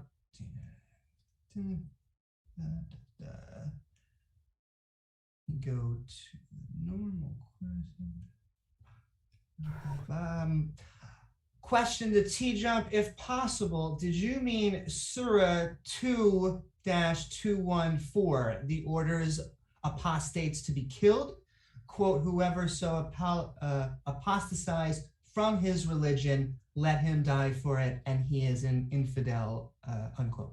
Well, I don't care about any of the specific quotes from the Quran. I care about what is the interpretation of people who are Muslim. So if we're asking which is the better for society, we need to know how do Muslims act, and if they believe that is a part of Islam, whether or not it actually says so. I don't care what the surah is. I care how do people who are Muslims act and believe is kosher to act in Islam. So I don't care about the surahs. All I care about is what do most Muslims do if they adopt Islam, and that's what's indicative of that Islam is bad, is the fact that most Muslims think that that is correct, regardless of what the Quran says. Who cares what the Quran says? I want to know how Muslims act. All right, now I can answer that question. You want? Yeah. Sure. Yes, chapter 3, verse 7 says that Quran has precise and unspecific verses, and The true meaning of the unspecific verses of Quran is known only by Allah and those firm in knowledge. So how those firm in knowledge understand the true meaning of those unspecific verses of Quran is that they put them beside other verses of Quran. So chapter 29 verse 46, because chapter 9 verse 29 was saying about Christian and Jews that if those who don't believe in Allah and the last messenger fight them and and so on. So chapter 29 verse 46 says that, and do not argue with the people of the scripture except in a way that is best, except for those who commit injustice among them, and say, we believe in that which has been revealed to us and revealed to you, and our God and your God is one, and we are Muslims in submission to him. Chapter 2 verse 62, those who believe and those who are Jews and Christians and Sabians, whoever believes in Allah and the last day and do righteous good deeds shall have their rewards with their Lord. On them shall be no fear, nor shall they grieve. So there are many other verses of Quran that talks about Jews and Christian. So people take one verse out of context and say that, oh, look here, Allah says this. But you see that in other verses, Allah says, how to deal with them. It is all about those who fight you. In Islam, there is no compulsion of religion, and you cannot fight non-combatants, okay? Only those who attack you, and as long as they fight you, okay? If you want, I can bring up the verses as well. As long as they fight you, when they stop fighting you, you have to stop fighting too, because Allah does not like those who start the fight. This is clear verses of Quran.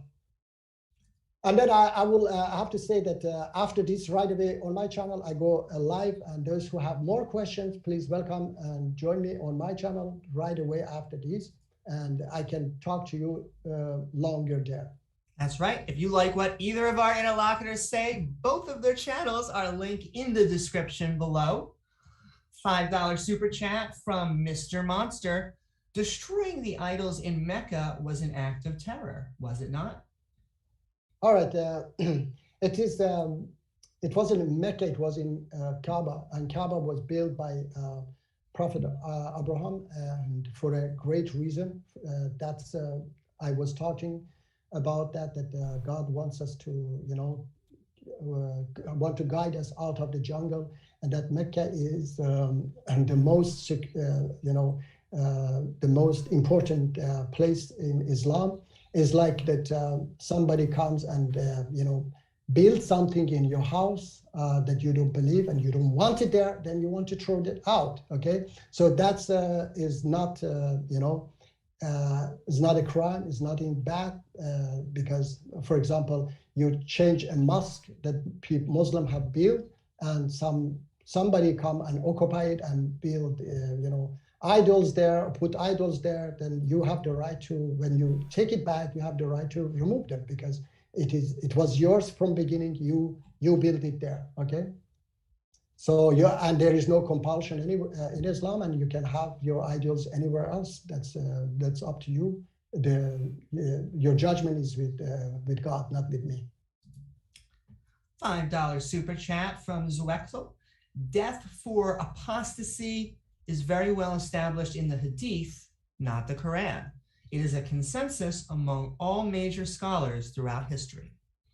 Okay, it's yes, many scholars now they reject it. Okay, and it goes. You have to first know it doesn't, because it is like this, that every Muslim knows that when I die, I will be questioned by God, not those scholars. If I go and kill an apostate, okay, and Allah asks me why you killed that apostate, I cannot say that the Hadith said it and then those scholars, they agree with that. He will punish me because I went against Quran. Quran says no compulsion in religion. Hadith cannot come and say, and Quran, I read for you several verses of Quran that says that their punishment, those who reject, those who believe, and then the apostates, and leave Islam, their punishment is with Allah, not with me, okay? And Allah doesn't say anywhere in Quran to go and kill apostates. In fact, it says in many verses that you have no right to kill innocent people or non-combatants, and no compulsion in religion. I can read for you many verses of Quran that goes against that hadith. So any hadith goes against Quran is fabricated. Whoever say that, okay? Thank you. And back-to-back super chats from Zwexel. Killing for apostasy is hypocrisy because they are killing people for doing the exact same thing that they themselves encourage others to do. Was it for me or? I am not 100% sure. It doesn't have a someone tagged. Either one of you, feel free to respond though. I can read again. Killing for apostasy is hypocrisy because they are killing people for doing the exact same thing that they themselves encourage others to do. TJ, you want to say something? Because I don't know if it is a question.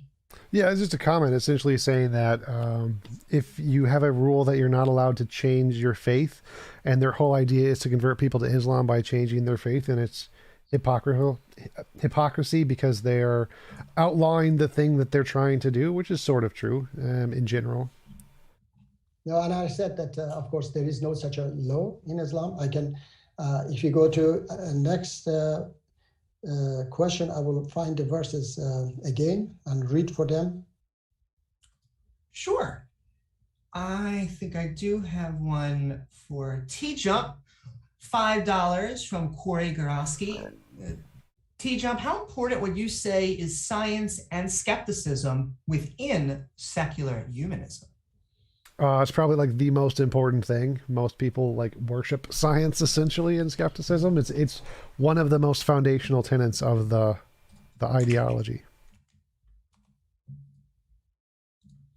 Okay, let me read for you this chapter 16, verse 106.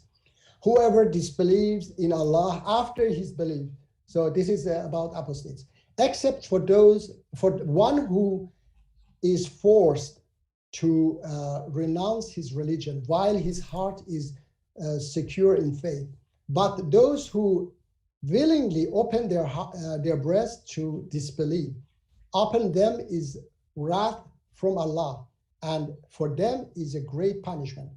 And there are so many other verses. So there is nowhere in Quran says that their punishment is by me or by, some uneducated Muslim from a far remote village of Afghanistan or somewhere else, goes and kill people because they disbelieve. There is no such a thing in Quran. We have no right to judge people because these people can come to Islam tomorrow or next year or in 10 years. So Allah says in Quran that He gives. Let me find the verse for you very fast. In chapter 16, verse 61, if Allah were to punish people immediately for their wrongdoing, He would not have left a single living being on earth, but He delays them for an appointed term. And when their term arrives, they cannot delay it for a moment, nor can they advance it. So Allah says here that it is His decision when He can take out someone. It's not my decision. So He's not going to punish people immediately, and I have no right to punish people immediately either, okay? Because they have the right to repent in Islam, so we have no right to kill anybody for anything except for self-defense. And that's as the last option, not the first option. Thank you. $2 super chat from Joe Schwartz. Can each one of you say one nice thing about each other? I'm actually a big fan of his version of Islam. I think the moderate version of Islam is something that should be very lauded and praised, because I think that the moderate version of Islam is a huge improvement over the majority version of Islam. So I think that his work is very important, and I am very happy to support his work and his interpretation of Islam, and think it should definitely be more accepted and interpreted by secular nations, more accepted his version than the contemporary one. Thank you very much. And I say also that as long as you try to help humanity, which I am happy that you at least believe in, secular humanism, not that you don't believe in anything. Okay, that's good as well. And as long as you do good things and then you try to help people, that's a great thing. And we are brothers in creation, as Islam has taught me, that we might have disagreement and we have to help each other. Yes, and I would be more than glad to work with you than with some extremist Muslim who want to kill you because you disbelieve or because you are someone else is apostate. So I prefer you over them, because at least you are not going to kill people unjustly. All right. Thank you, both of you. 40 rupees from Pudu again. Dawah, why Allah want to test us? Says no Muslim ends me yet. I think he's saying he's not a Muslim yet, but why does Allah want to test us? I don't think it's I don't take it as a test. I take it as he wanted to. He created this animal, but he gave us the ability to understand. So, and he wanted us to develop to that human nature, or that nature as a human way of life, by his guidance. So it is kind of a work. I cannot say it's a test, because you cannot test monkeys, for example, because they don't understand anything. So when we didn't understand in the past, we were like monkeys, or we had little knowledge, then that wouldn't be a test. So Allah wanted to guide us, to help us to develop. He waited billions of years for the moment that we develop like today, and then of course we need more to develop, and he tried to guide us. I don't see it as a test. Okay, I see it as a beautiful picture. He had the power to create this picture, and he did it. And for me, that's a great picture that he's painting. That this selfish animal, he changed it to something that is better than angels, and he sacrificed himself for his own kind or his own belief. Okay. Thank you. $5 super chat from Zargos. TJump asked the perfect Dawah about the extreme pedo with prepubescence in 65-4 and 4-34, quote, wife beating and sexual slavery. Okay.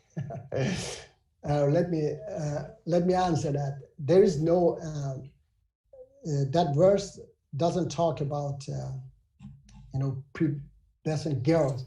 It's talking about women who haven't seen menstruation. It is in the chapter women. It is not in the chapter girl.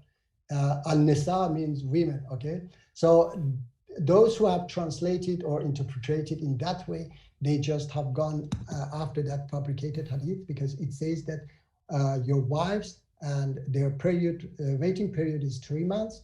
And for those who haven't seen a menstruation, it doesn't say girls or who haven't reached, for example, age of menstruation. And then about the wife beating, let me tell you that also.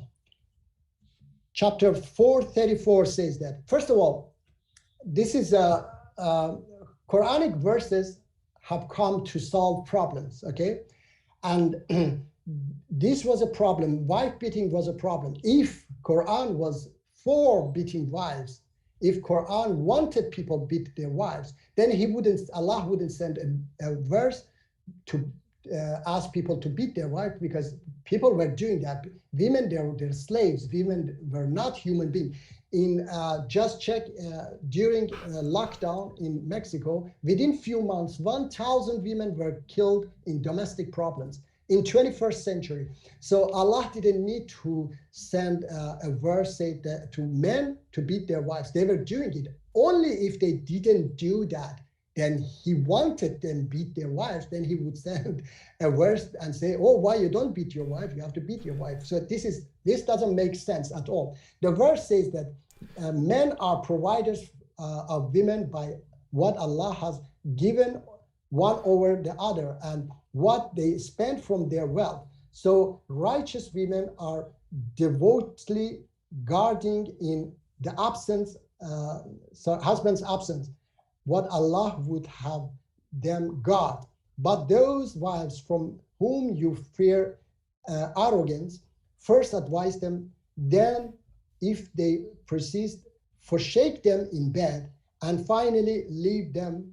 But if they change their ways, seek no means against them. Surely Allah is the highest, the greatest. So next next verse, chapter 4, verse 35, explain that Allah says leave them, because that strike, I will tell you also, has been used in Quran many times. The next verse says that, and in case you fear split between the two, wife and husband, then send forth a judge from his family and a judge from her family. So not only he has the right to decide, but she has also the right to decide to come back or not after he left her, okay? Allah will cause them to reach an agreement between them. Surely Allah is all knowing. Chapter 4, 128. If a woman fears indifference or neglect from her husband, there is no blame on the, this is now for women, okay? Women also have right if they have their husband, neglect them, okay? Blame on their, either of them if they seek fair settlement, which is best. Chapter 33, verse 28 to 31, Allah is talking to Prophet Muhammad about his wife. And all these verses, Allah is talking about his wife. There is no single word to say that, oh, Muhammad, beat your wife, okay? And chapter 66, verse 1 to 5 is the same about Prophet Muhammad and his wife. Allah doesn't say a single word that you beat your wife. Strike is ignored in chapter 43, verse 5. So there are a lot of verses. As I said, if you like to hear more, you can come to my channel after this, and I will read all those verses for you. Thank you. Question from YouTube, Flaked. For the perfect Dawah, why should an Iranian follow Islam, quote, an Arab religion, and not Zoroastrianism, quote, the native religion of Iran? Okay, because this is absolutely wrong,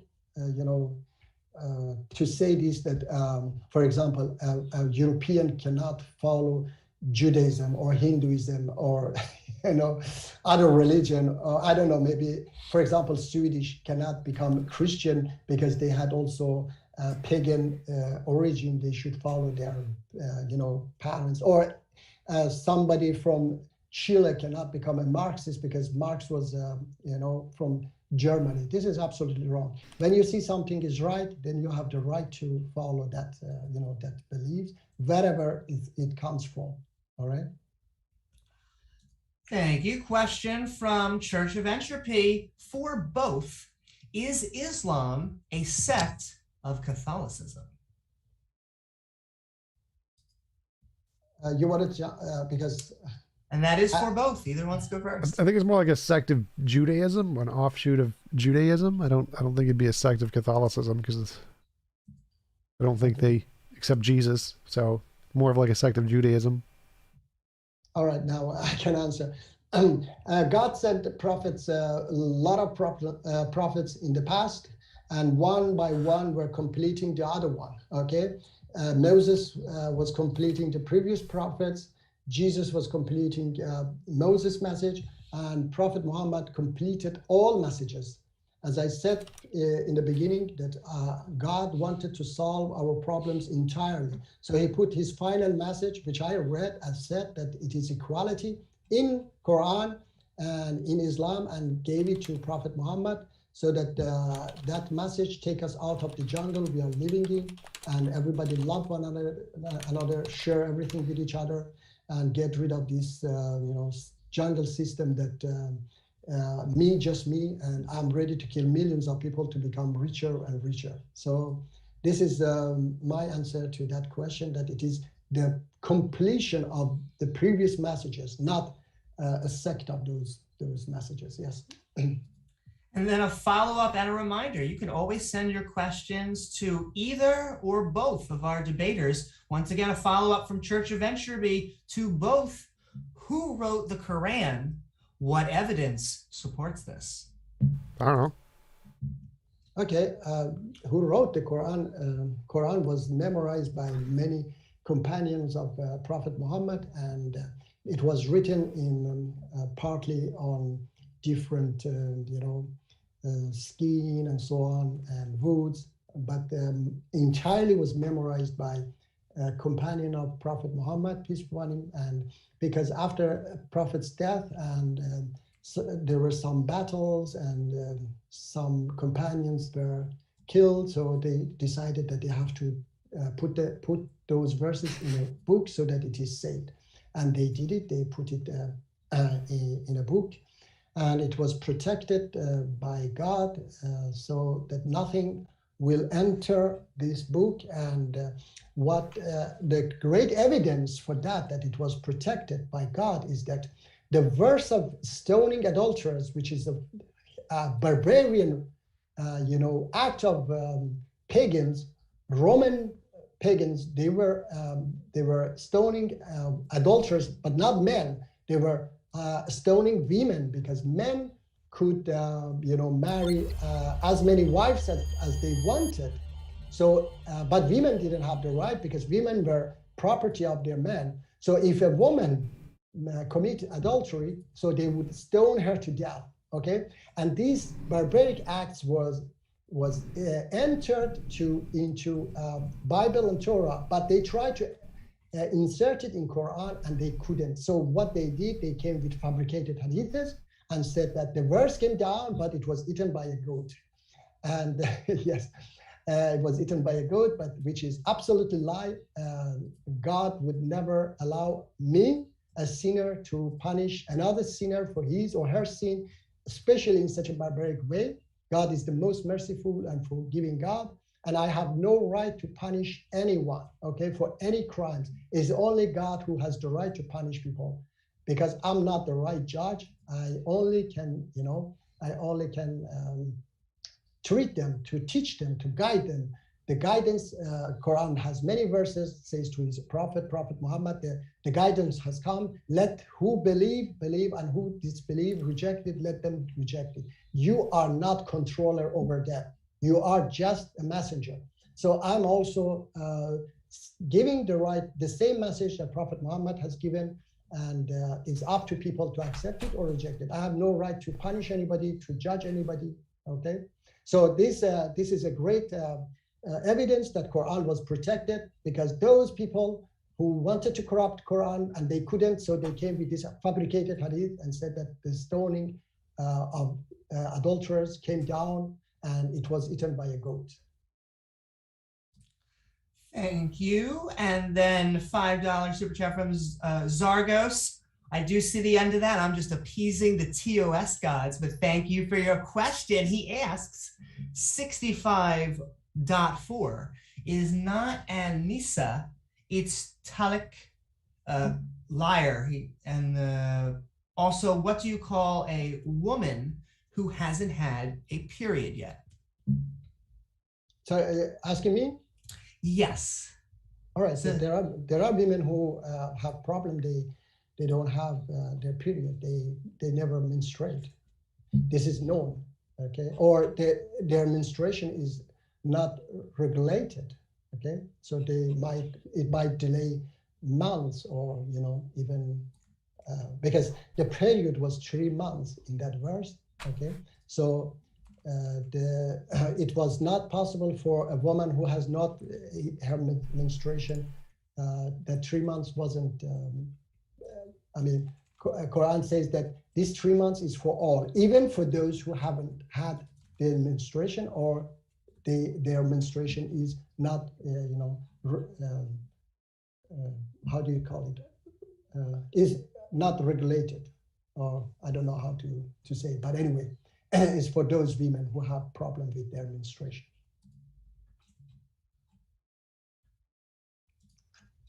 Thank you. And then a question coming in from Gina. Gina from Cologne. My question to the perfect Dawah: which one of the 38 different Arabic Qurans do you follow? The YouTube channel DCCI published scientific research on the thousands of textual variants plus errors. Okay, I don't know who is that, because I gave you a clear evidence that that Quran was preserved and protected, okay? And those scholars who wanted to enter a verse in Quran, they couldn't, okay? They came with many fabricated hadiths, okay? And said the verse came down and it was eaten by a goat. So if Quran was corrupted, they would easily insert that verse as well there. They did it with Bible and Torah. And I say to my, brothers and sisters, Christian brothers and sisters, and Jews, that the most loving God would never allow us to stone another human being to death. So those verses in those books are fabricated. That's why those books have been, fabricated or corrupted. But they couldn't do that with Quran, and they did in this way. So this is, if it was possible, if what they said is correct. There are some, a little bit maybe, how do you say it, different dialect maybe, but the meaning hasn't changed. The meaning is exactly how it came and how it should be, okay? So there is no, for example, as I said, a verse that has been inserted from a man or a person has been inserted in Quran. All verses are from God himself. Thank you. And question from Duncan for TJump. Are you excited for Skynet? Doesn't the Terminator franchise offer an example of an ideally secular form of civilization? Sort of. Like, yes, I'm looking forward to AIs actually taking over. It won't look like Skynet. We'll have a morality that is placed into them. Kind of looks like my morality and my YouTube channel. So no involuntary imposition of will. Impossible to force anyone to do anything they don't consent to doing. That'll be more like what society is going to look like when we have AIs. And yes, I'm looking forward to that. Thank you. And question from Pudu. Ask the perfect Dawah. Ask that Dawah guy why Islam is not compatible with other religions. What do you mean compatible? In which way? Do you understand? I don't, but he can always send in a follow-up to that if he wants. Yeah, give an example why it's not compatible. Why?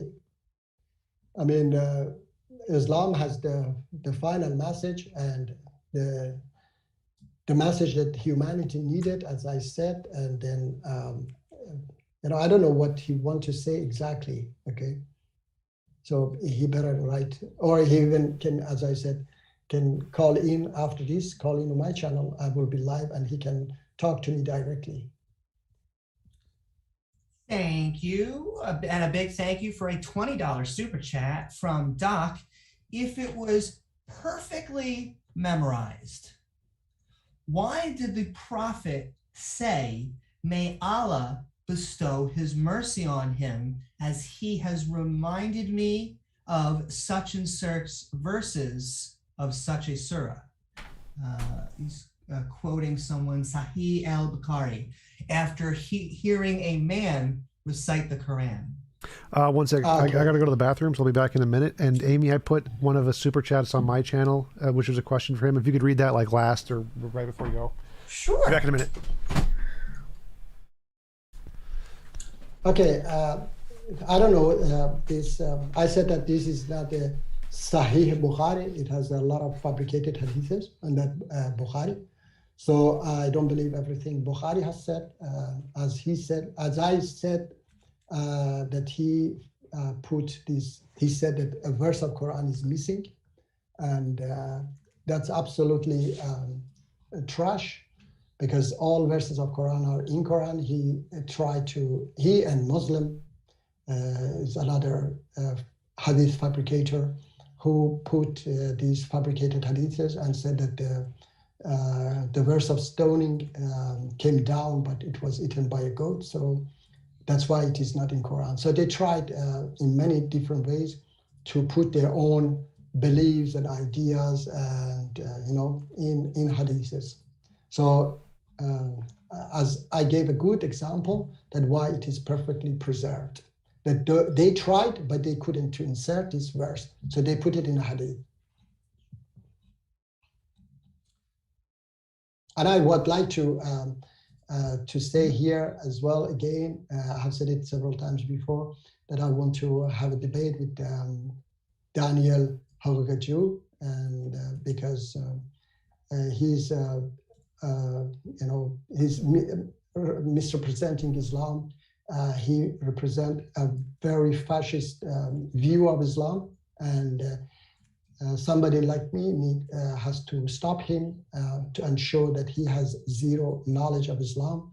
Islam is not what these backward ISIS followers describe. So I would like to ask him for a debate here on modern day debate. And I asked James last time. I don't know if he has asked this. Daniel, I call him Daniel ISIS Jew. Thank you. And then a super chat coming in from Garrick, $5. Can you say one bad thing that true Muslims have done or do? Also, have either of you read Tommy Robinson's book or Simon Rushdie? I'll ask TJump the end, but if you'd like to answer, floor is yours. Perfect, Dawah. Oh, yeah. I can say thousands of bad things that people do, okay? And they are Muslim or call themselves Muslims, okay? People make mistake, but of course, people like ISIS, Taliban, they do a lot of terrible bad deeds under the name of Islam, which is absolutely goes against the principles of Islam. And about those books, I know about Salman Rushdie, that he took fabricated hadith and said that there were some, satanic verses, that all of these are from fabricated hadiths, and they are not true. They are just some people were writing books to sell them and become richer. And Allah says in Quran, woe to you that you write with your own hands a book and want to sell it and say it is from God. Okay, so Allah, curse these people.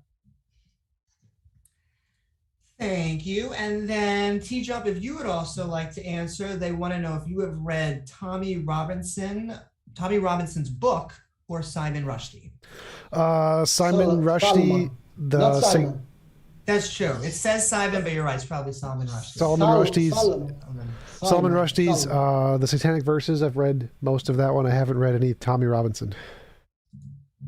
Yeah, Salman Rushdie, not Simon. Now it makes me wonder if they were doing a joke, because it's Tony Robinson, right? And Salman Rushdie. Yeah. Sending love to everyone out there. Keep on sending in your super chats and questions. For Dawah, why don't more moderate Muslims condemn actions of radical Islamic groups? They provide too much coverage for bad actors, in my opinion. Yeah, you're right. Exactly. They get too much coverage. As I said as well, that those those powers who want to sell weapons, they want to create conflicts. They don't want to cover such a groups, moderate groups, and they don't want us at all to, to bring down these dictators, these terrorists, to change the region, because they sell too many weapons. Okay, so they need conflicts, and we condemn them. We are fighting them. As I said, the Central Bank of International Terrorism and these 50 Republicans also, they said that Joe Biden is going to enrich all terrorists on the planet, giving them hundreds of billions of dollars. He's trying very hard. You cannot imagine how hard he's trying. He's giving everything to the Iranian fascist regime. The deal which Donald Trump here, he's trying hard to go back to that stupid, deal and give even nuclear weapon to the Central Bank of International Terrorism. And they censor us. They censor us very, very much. Okay. So unfortunately, it is that. But there are a lot of Muslims and scholars also who condemn these things, but these acts, but we don't get any coverage. Yeah. Thank you. Question from YouTube Flaked. For the perfect Dawah, 2,000 years ago, before Islam was ever born, Zoroastrianism, Iran, was a highly rich country. Why would you claim Iran was nothing before Islam invaded it? I didn't say it was nothing. I didn't say. I said that we didn't have. There was no any equal right for education. Only rich could educate themselves. We don't have scientists or poets before Islam came to Iran. After Islam came to Iran, even poor classes, they could also study. So they studied hard, and we had a lot of, artists, a lot of poets, a lot of scientists. As I said, Ibn Sina is one of them. Okay, so there were a lot of injustice before Islam come to Iran, and that's why some few Arabs could easily occupy an empire, because people didn't want to fight these new ideology. They saw them as, freedom fighters or whatever. That's why they didn't want to fight them back. Otherwise, few Arabs with, just sword couldn't occupy one of the biggest empire at that time. Question from Muhammad Rashid. And for the perfect Dawah, wasn't the MEK, which the perfect Dawah belongs to, recognized as a terrorist organization throughout most of Europe and North America? Okay. This is actually, I would like to talk to him directly, but because it's not possible. In 1997, when a so-called moderate president came to power in Iran, his name was President Khatami. So President Clinton wanted to appease that so-called, moderate president. So they put the biggest enemy of Iranian fascist regime in terrorist list to empower these so-called reformists against those so-called conservatives. But it turned out that it was a wrong policy, and MEK went to the court. And in 2003, by the way, Europe, by force of Jack Straw, British foreign minister, a corrupted man who was kicked out of the parliament a few years ago for corruption. That man forced also Europe to put MEK in terrorist list in order to appease the fascist regime of Iran. But the two courts in Europe and UK in 2009 removed MEK from terrorist list, said that this group is exactly freedom fighters. They're like partisans. They are not terrorists. So they forced European Union to remove MEK from terrorist list, and a court in Washington forced Hillary Clinton to remove MEK in 2012. Because all these courts, when it comes to the court and to justice, MEK wins. But when it comes to politics, yes, MEK lose, because politics, they think about their interest, the money, the oil, the weapon they want to sell. But courts think about, care about justice. And the courts, they ordered to all these governments to remove these freedom fighters from their, what is it? Sir, the parliamentarian who was killed a few months ago in London, Sir, what was his name? MS? Yes, do you remember? He was killed by a knife man. Sir MS. It was a few months ago he was killed. He was one of the greatest, supporter of MEK, and he was one of them who fought hard to remove MEK from terrorist list. He was a great man as well, and he was killed by terrorists, unfortunately. Thank you. And then a question from Mohammed Rashid, but in a different direction, to TJump. Is TJump aware that on the Shahafi school within Sunni, which makes female genital mutilation mandatory, the majority of Muslims do not practice this? Okay. I don't see how that's relevant to what I said. So yes, there are some interpretations that don't do bad things. The question is what did the majority do, and is it more prevalent in that ideology than other ideologies? And so if there are other ideologies that have less overall, like zero female genital mutilation in secularism, that's a better ideology. So the point here is that if you adopt Islam, a lot of people who adopt Islam do female genital mutilation. Therefore, Islam is less good than an ideology that has none of it. Question from Pew Do. Please ask Dawah that without oil and gas, do you think most Muslim countries can survive? Don't include secular countries. Okay. I think that somehow I wish that they didn't have oil and gas, because if they didn't have it, then the superpowers, they wouldn't have all this interest in them and keep them backward. Then instead they would move on and develop, and they would be on their own, and they would rely on other things.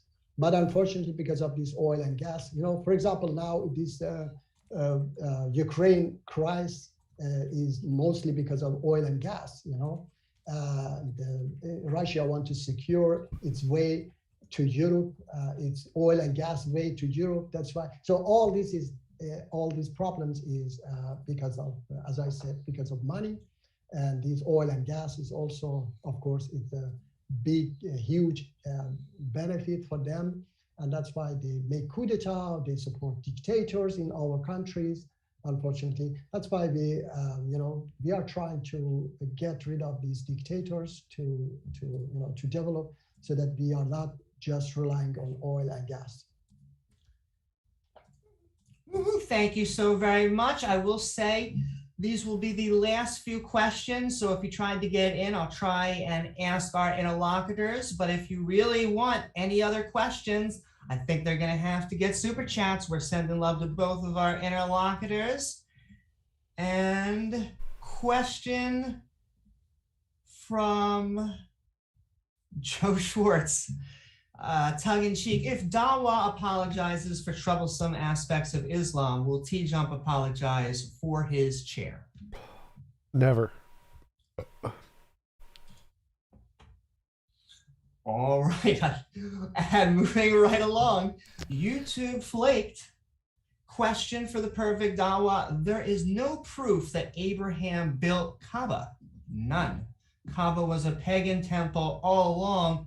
Please provide proof. Thank you. All right. I don't know. I haven't gone to that archaeological part. But I believe that Quran is sent by God. I have a lot of rational explanation, at least for many people, or for myself, because I was an atheist, by the way.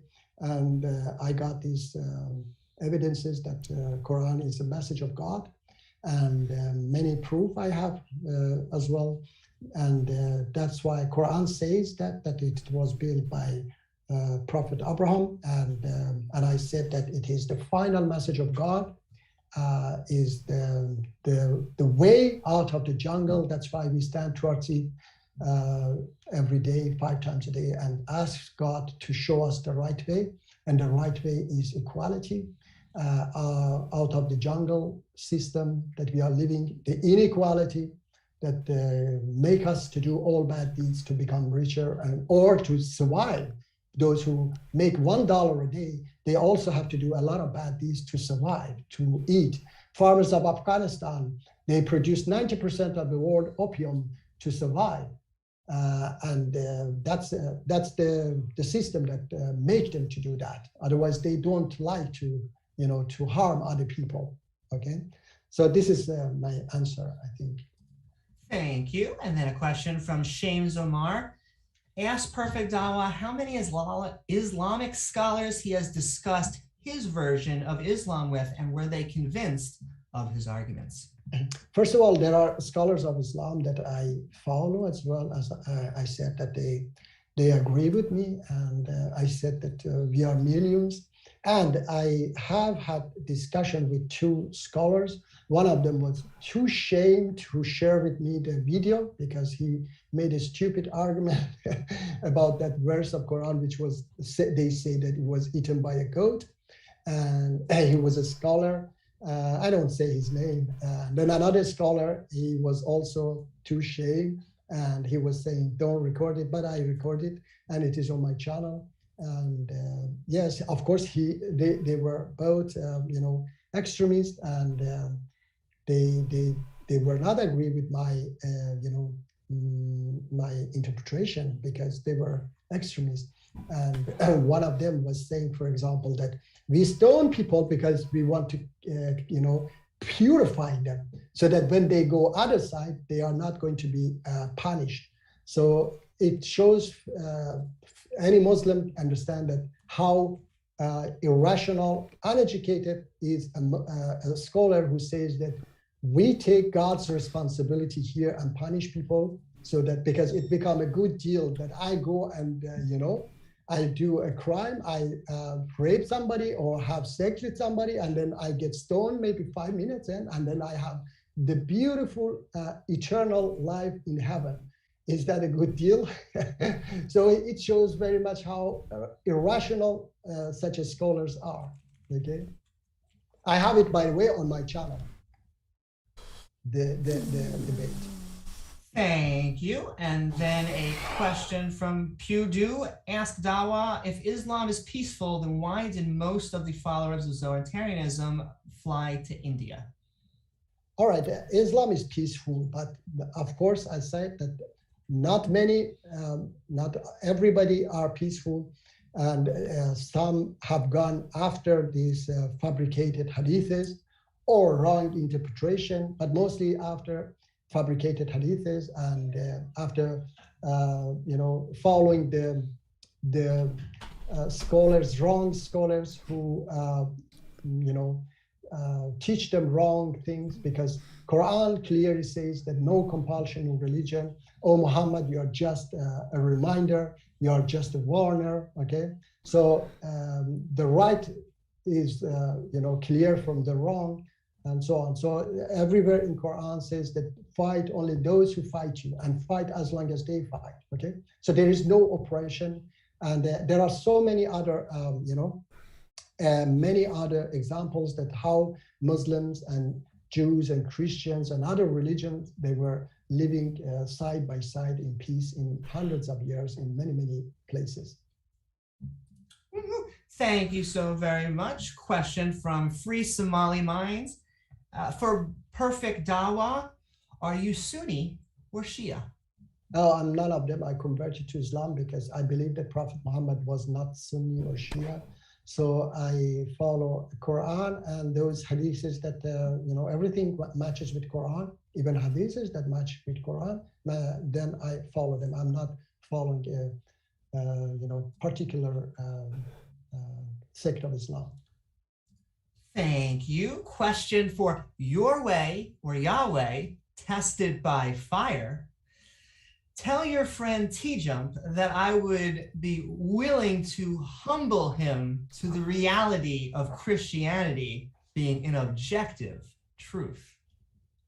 Sure. Is it that Sabat, you know that, TJ? I think he's the guy. Have you seen him? I don't think so, but if he pays my $50 debate fee, he can debate me. But just wait for him to pay me my $50. We support that. And hey, come contact James and all of us at Modern Day Debate. We'd love to have you. And all right, this is looks like the last 3 or 4 questions. Free Somali minds for perfect Dawah. Quran 16 to 75 talks about slavery. Do you believe slavery is good for society? Absolutely not. I have to read the verse. Quran always say about treating people well and freeing slaves, because slavery. I said that Quran, Allah wanted to solve all problems, but He didn't because it was too early. He didn't intend to solve all problems immediately. So He wanted to solve problems step by step, because there is no compulsion in religion. That's why He sent hundreds of thousands of prophets one by one, slowly. And that time was not possible to, abolish slavery, right away entirely. That's why Allah says that if you do this, you have to free a slave. If you do that, you have to free a slave. So Allah is against every oppression, and slavery is also another type of oppression. So Islam doesn't agree with slavery, and yes, as I said, it wasn't meant to solve all problems immediately, but slowly, because people wouldn't understand. They were not prepared for all problems be solved totally. Even today, people are not prepared for many messages of Islam. As I see, even Muslims are not prepared. Last night I was talking to a Muslim YouTuber, and I was telling them about mercy, forgiving, and they were, oh, what do you say? No, come on, we have to execute murderers and so on. And I was giving them verses of Quran, they were rejecting, and they were Muslims. I said, Prophet Muhammad says that the best, the pleasure you get from forgiveness, you will never get it in revenge. And you say that, no, we have to punish people. So you go against teachings of Prophet Muhammad yourself. So people were not prepared at that time. Even today, most people are not prepared. So slowly, yeah, we have to educate them. Yes. Thank you. Question coming in from Pudu to Dawah. I am talking about the issue related to China, Myanmar, India, Europe, the US, Australia.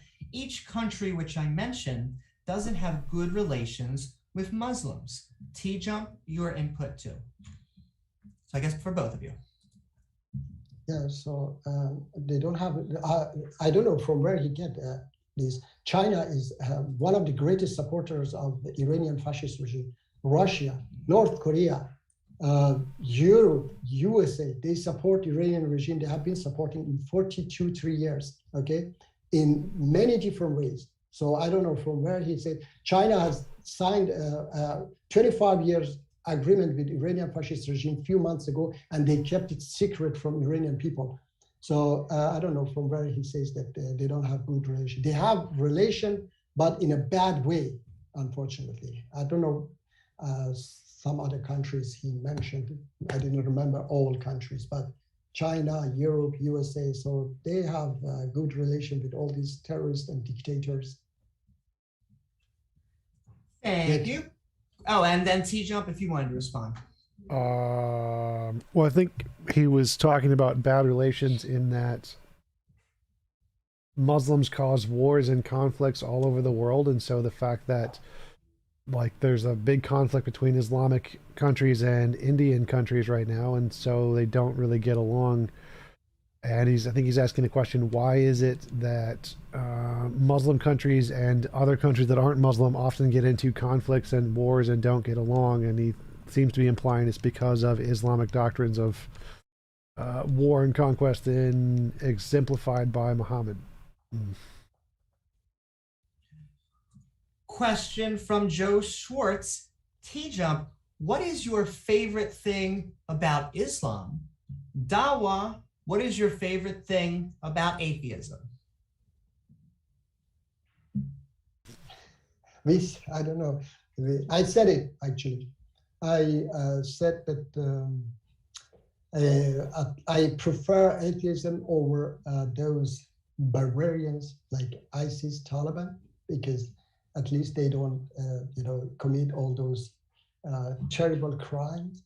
And but those, yes, of course, I don't accept atheism, and I said that I have said it many times before as well, that I prefer them over these barbarians, of course, in any religion, of course, even if we say that, Stalin, of course, he was an atheist as well. I wouldn't prefer Stalin over anything, I prefer those peaceful atheists over those violent, Muslims.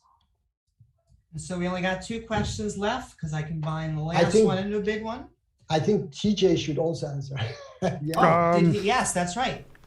What is your favorite thing about Islam? 72 virgins, I guess. I'll go with that. Thank you for both of your answers. Wanting to get a minute. The last thing on YouTube, Flake wants to know the perfect Dawah. Do you think Iran would have been way better had it been Zoroastrian, a country, and not Islamic? I don't know, actually. I cannot predict anything. As, for example, many Christian countries in Latin America, they are not way better, despite they are Christian. Or Greece, they were pagans, now they are Christians. If they were better, way better, if they were still pagans or not, I don't think so. So they were, during that time, I said that it was such a dictatorship that people wanted to get rid of that dictatorship. That's why they didn't fight Muslims at that time. So it wasn't way better that time either. There were dictators and so on, yes. And with few teachings, you cannot, get rid of all problems. Yes. And all right, the last question of the night. It's a big one for the perfect Dawah because it's got 3 sets of verses. Can you ask the perfect Dawah about 2-223? And then can you also ask him about sex slavery in verses 66-1 and 66-2? I have to read because those verses, because I, as I said, I haven't memorized all those verses. Okay, so I would ask him to come to my channel, and then I will talk to him there, and I will have more time to read the verses and then answer him, because I have read the verses, but I don't memorize them. Okay, and I said that slavery and every kind of oppression in Islam is condemned, and Islam has tried always to release slaves by different ways. Okay, if you do this, if you kill someone, you have to release a slave, and so on, many different ways. Thank you so very much. That was a great transition, in fact, because I want to thank you all for joining us on Modern Day Debate. We, of course, are a neutral platform welcoming everybody from all walks of life. If you're looking for more fantastic debates in the future, please don't forget to like and subscribe, including tonight's debate on Islam versus atheism, which is best for society. I do want to thank both of our interlocutors, TJump and the Perfect Dawah, for joining us today. And if you liked what either of our guests said, both of their links are in the description below. With that, I am Amy Newman with Modern Day Debate. We hope you continue having great conversations, discussions, and debates.